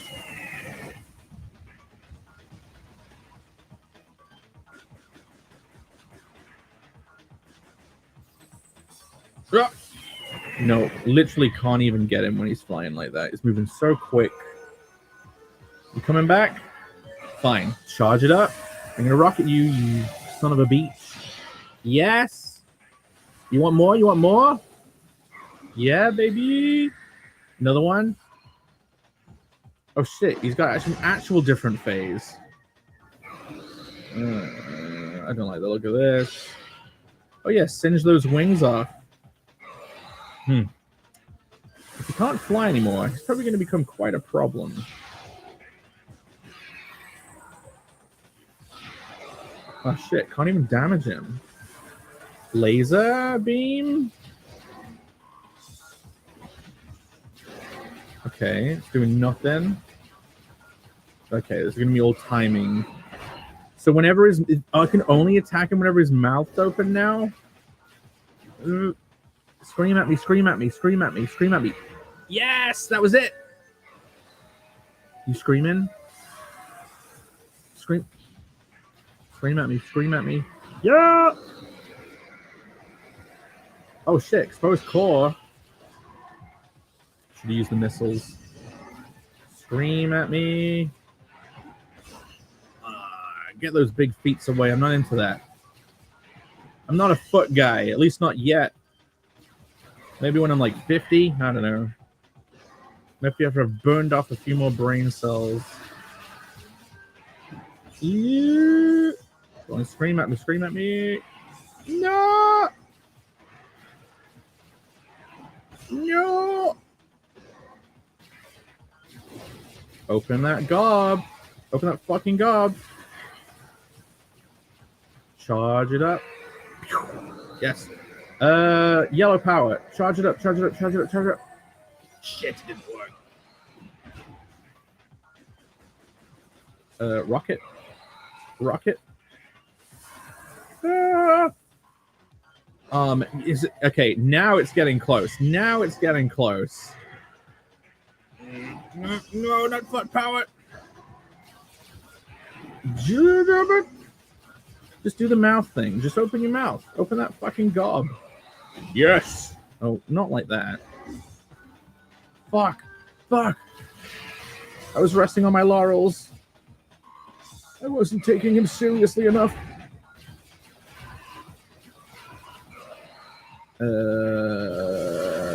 Laser beam. No, not foot power. Come on, come on, come on. What's it? Foot power. Not another foot power. Come on, come on.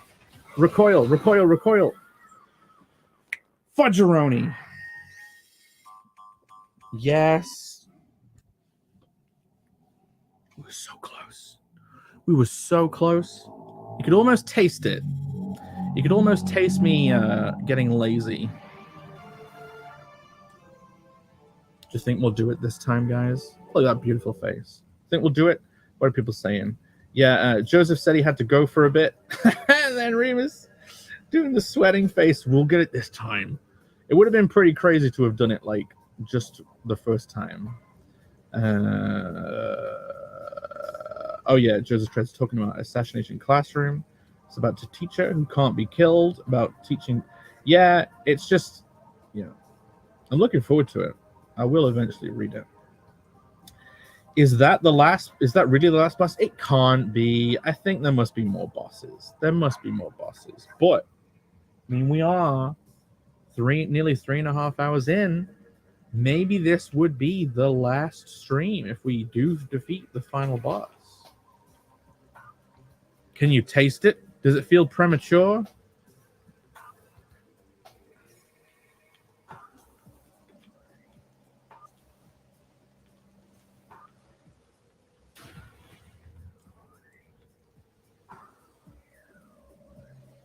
What's the plan? What's the plan this time? The plan may be don't die. Don't die. Shoot good. Not only don't die, but also avoid damage.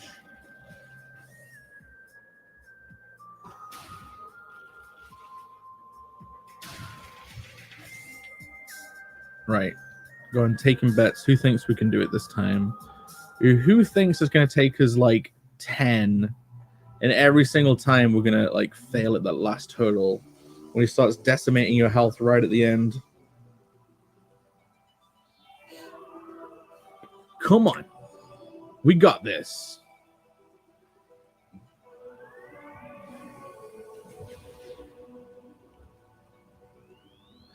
I genuinely feel like there must be levels after this.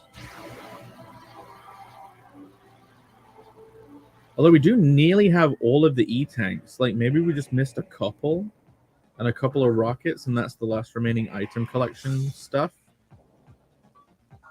But hey, at least we got plenty of missiles to use. On Robo Ridley.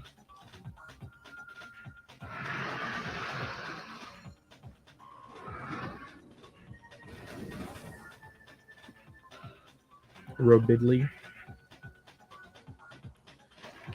Come on, Robidley Diddley. Don't make me sit through this screen every time. This whole cutscene every time you defeat me and have to return. Okay, switch to yellow. Charge it up. Target him and use missiles. Did they get him? Yeah, they got him. They do the thing. And then firing with the bang. Yep. And more missiles. Fine, get it here. Then more? No, he's flying away now. He's done.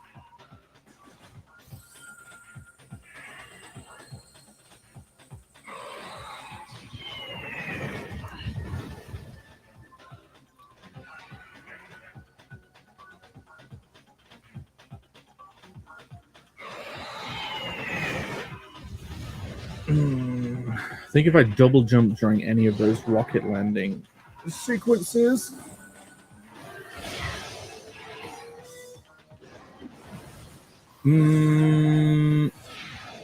Missed opportunity, didn't get him. But hey, we got some more stuff. Did I do any damage to him? Rockets before he goes away. Oh, damn it. Yoink. Okay, when he lands, double jump, target, and then... Yeah, we did get him. And now, when he lands... Come on, you gonna land? You gonna land? Yoink. Heal. Heal. Where is he? You ain't lasering me, buddy.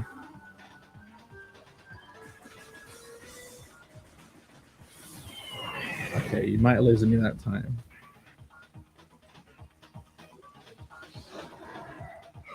You can land? You coming in? Are you gonna stay there for long enough? Rockets! Yes! And another one. You want more? You want more? Yeah! Another one? Another? Yeah, eat rocket. Ah, fuck. He was protected by his wings. Yes! He's sticking around? Oh shit, is he gonna land? Or just fly off?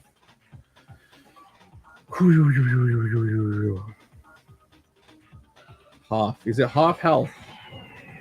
Just under half.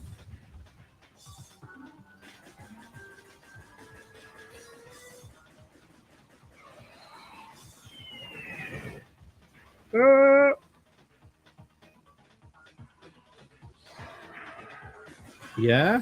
You ready for it?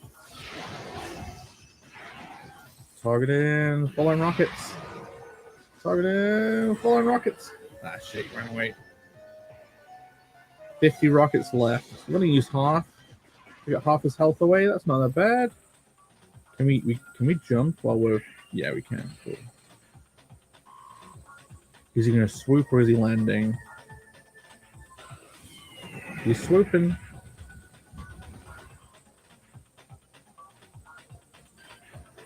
Come on. I got some rockets for you.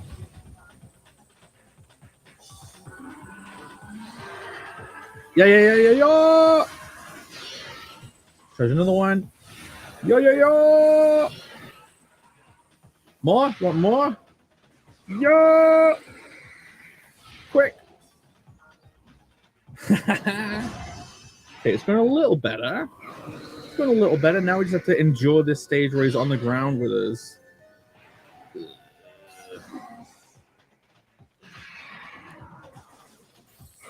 Oh yeah, we can't really use our... We have to damage his mouth. Get him to, like, freak out. Ooh. The charge does a ton of damage as well. Go on, open your gob.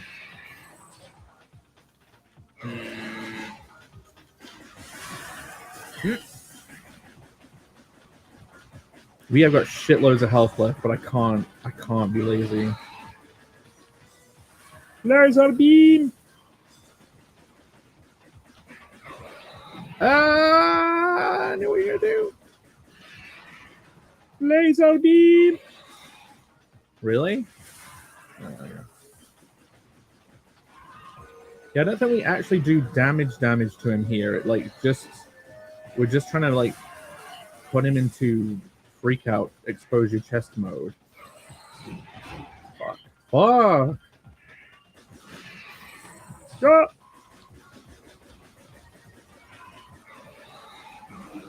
Yeah. Oh shit. No, I didn't do it right. Those were rockets. Fuck you, bastard. You know what? If you're gonna hope to rocket him during that stage, you have to really get ready to do it. You only got one chance. Go on, open your gob. That is charging. Open your gob. Open your gob. Open your gob. Foot power. Foot power. Another foot. You're really into that, aren't you? Lazy out beam.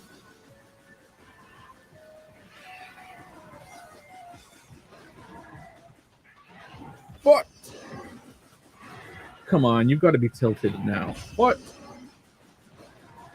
Come on, get tilted. Maybe I should switch to like red. Laser beam. Fuck.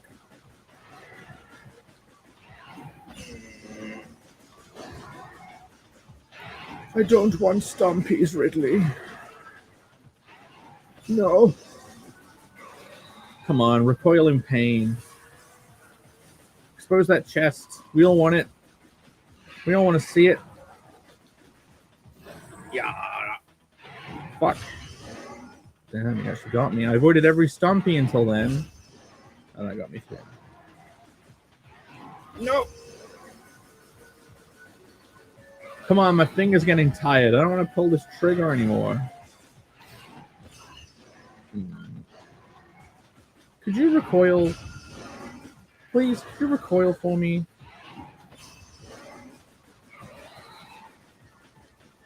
Laser beam. My finger is killing. Charge it up, charge it up, charge it up, charge it up. Rocket rockets. Yes. Oof. We did not like that one bit. Fuck it, I'm switching to red. Oh shit. I'm gonna charge one up when he opens his fucking gob. Maybe I can get him in less hits if I use the red power. No!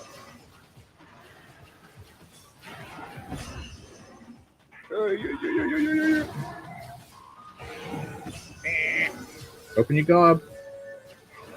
Yeah, fuck. God, I can't fail on this. Come on.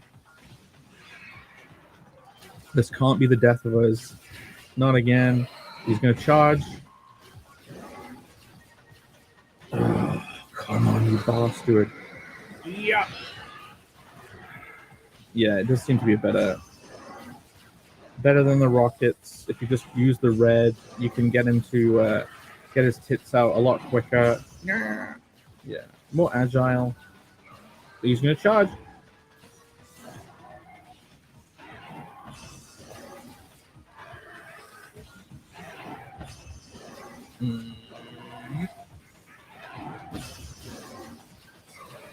Come on, you mother effer. Oh, look at me, I'm a big robot dinosaur dragon thing. Alright, cool. Oh, I'm gonna win. Yeah. Yeah. Just freak out. Just get your tits out. Come on, show me those dragon titties. Show me those robo demon dragon titties. Challenge it. Another phase? You gonna do something different now? No. Just a small freak out.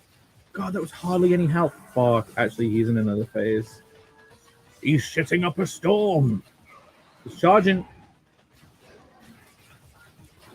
He's breaking out the spaz laser. He's charging. He's charging.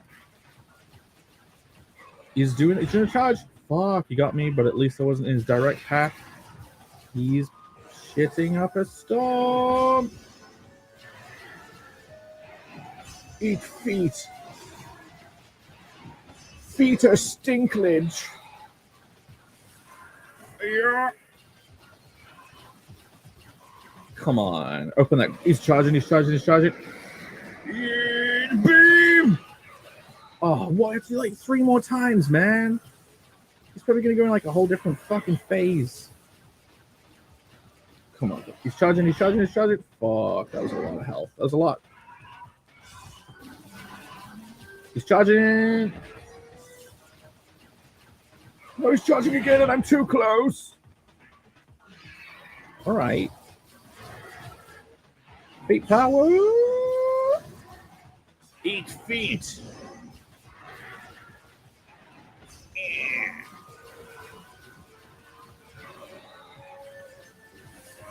They call him Peter Stinklage. Guys charging.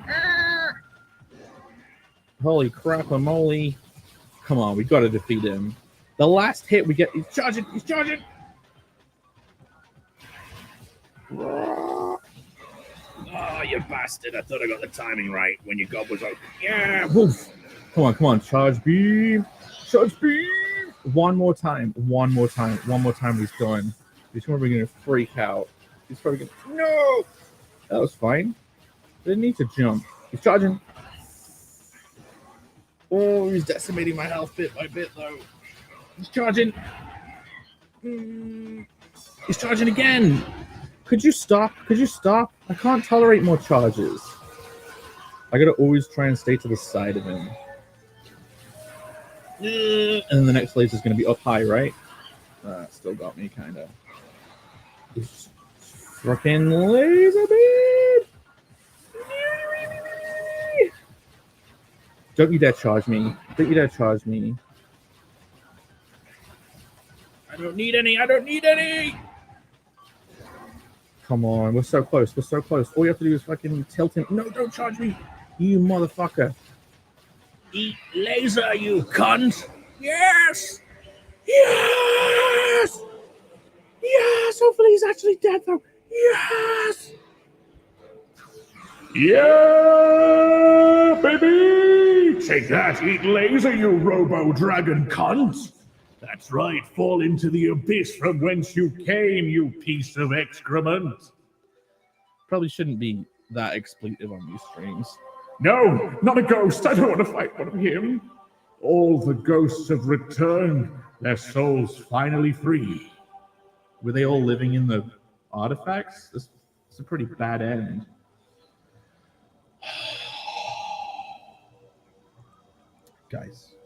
Guys, we did it. I say we to involve you, even though it was me. Improby is in the house. He say we still celebrating Hyper Wizard's birthday week. No, basically, I just couldn't be bothered to take the birthday stuff down. So I still have my wonderful balloon that my mum gave me. So yeah, we could say it's birthday week. Am I Anna? Is it birthday month?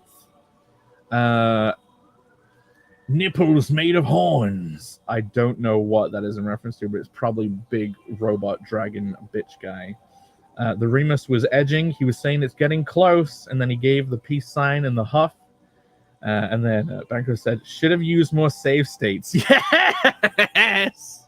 If only! Yeah, on this channel, we don't need that shit. Although we do play for hours at a time without making any actually good jokes. So there is a trade-off. Impact crater. Oh, you thought the game was over? Time to get teleported to a whole new realm. So there we go. Is that it? That was it. We were kind of right. Half right. Oh, this is exciting. One of my favorite bits of game design is the unseen maze, which is what we're in right now. It's where you have no idea of the parameters of the space. I know this is every game. I know this is Fog of War. Whatever. Game designers don't appreciate the unseen maze anymore. Like, I don't know where this is going to go. You don't know where this is going to go. We're in we've been like bogarted off to a whole new area and we don't really know the nature of it. Do you know what I mean? It's like when you get teleported in Elden Ring to the other end of the map and die because you get teleported to like a hardcore area. But like, are we in hell? Looks like we've been transported to a fucking hell portal space. Oh, is this to go back? Oh. I just completely ruined my unseen maze. Fuck! Fine. Now, for a second, I thought that we were in an entire new realm and we could no longer go home, Frodo. But no, we can just link back home. Well, let's pretend it's hell anyway. Let's go to hell. But yeah, thank fuck.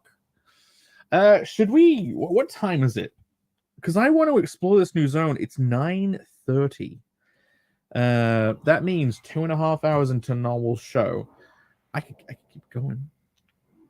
I want to explore a little bit, but yeah, we're pretty much that's it. What a wonderful way to end the stream. We did a whole stream of artifact hunting, and then faced a boss right at the very end. On this stream, we don't have an entire hour of me talking to Angela. But look, this is probably best saved for a next stream. I think that would be a good idea. I mean, it's nearly 3.5 hours compared to how the streams have been lately. It's kind of a slim runtime. But yeah, it probably would be better to save this for another stream. It'd be a perfect start.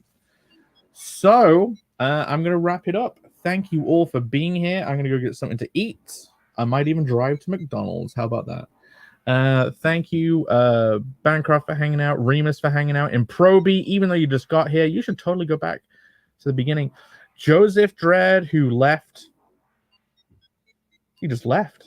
Can you believe it? But yeah, and even Phil for hanging out for a time. It was wonderful to have you here. Let me pick a clip to play us out. Should we make it super long? Should we really draw it out? Let's go for an eclectic mix. Now, what were we talking about, boy? We were talking about the time you beat jury duty. Oh, yeah. The trick is to say you're prejudiced against all races. How about some music? Yes, these are notes.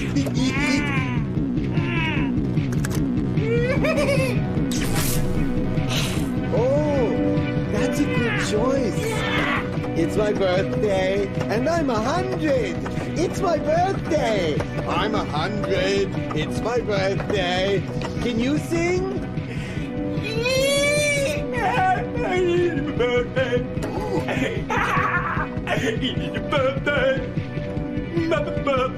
You have a lovely voice. Reminds me of a young Edvard Grieg.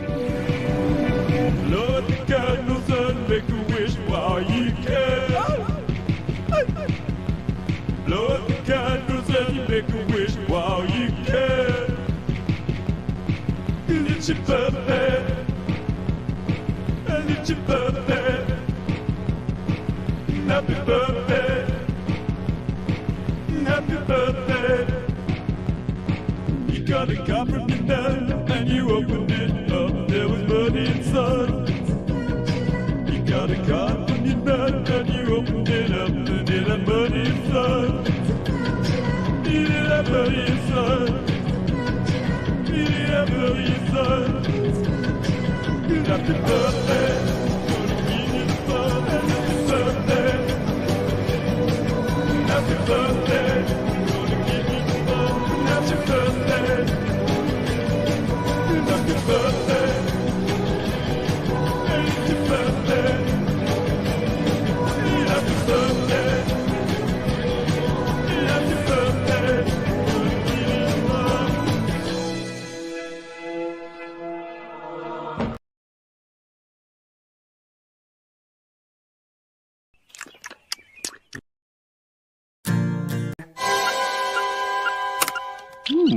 We didn't have a message when we left. Oh, very odd.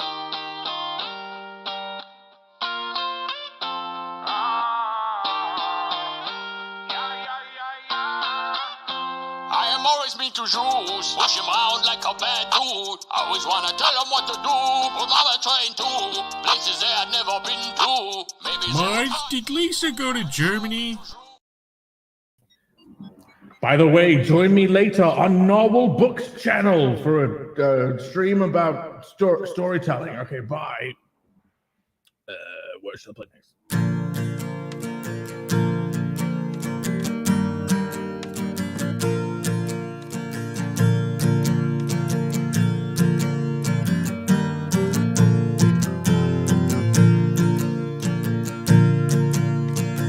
the fuck up. You're a fucking cunt. Shut the fuck up. You're a stupid cunt. Suck my dick. Shut the fuck up. Stop being a fucking cunt. Shut the fuck up. Nobody even wants you here.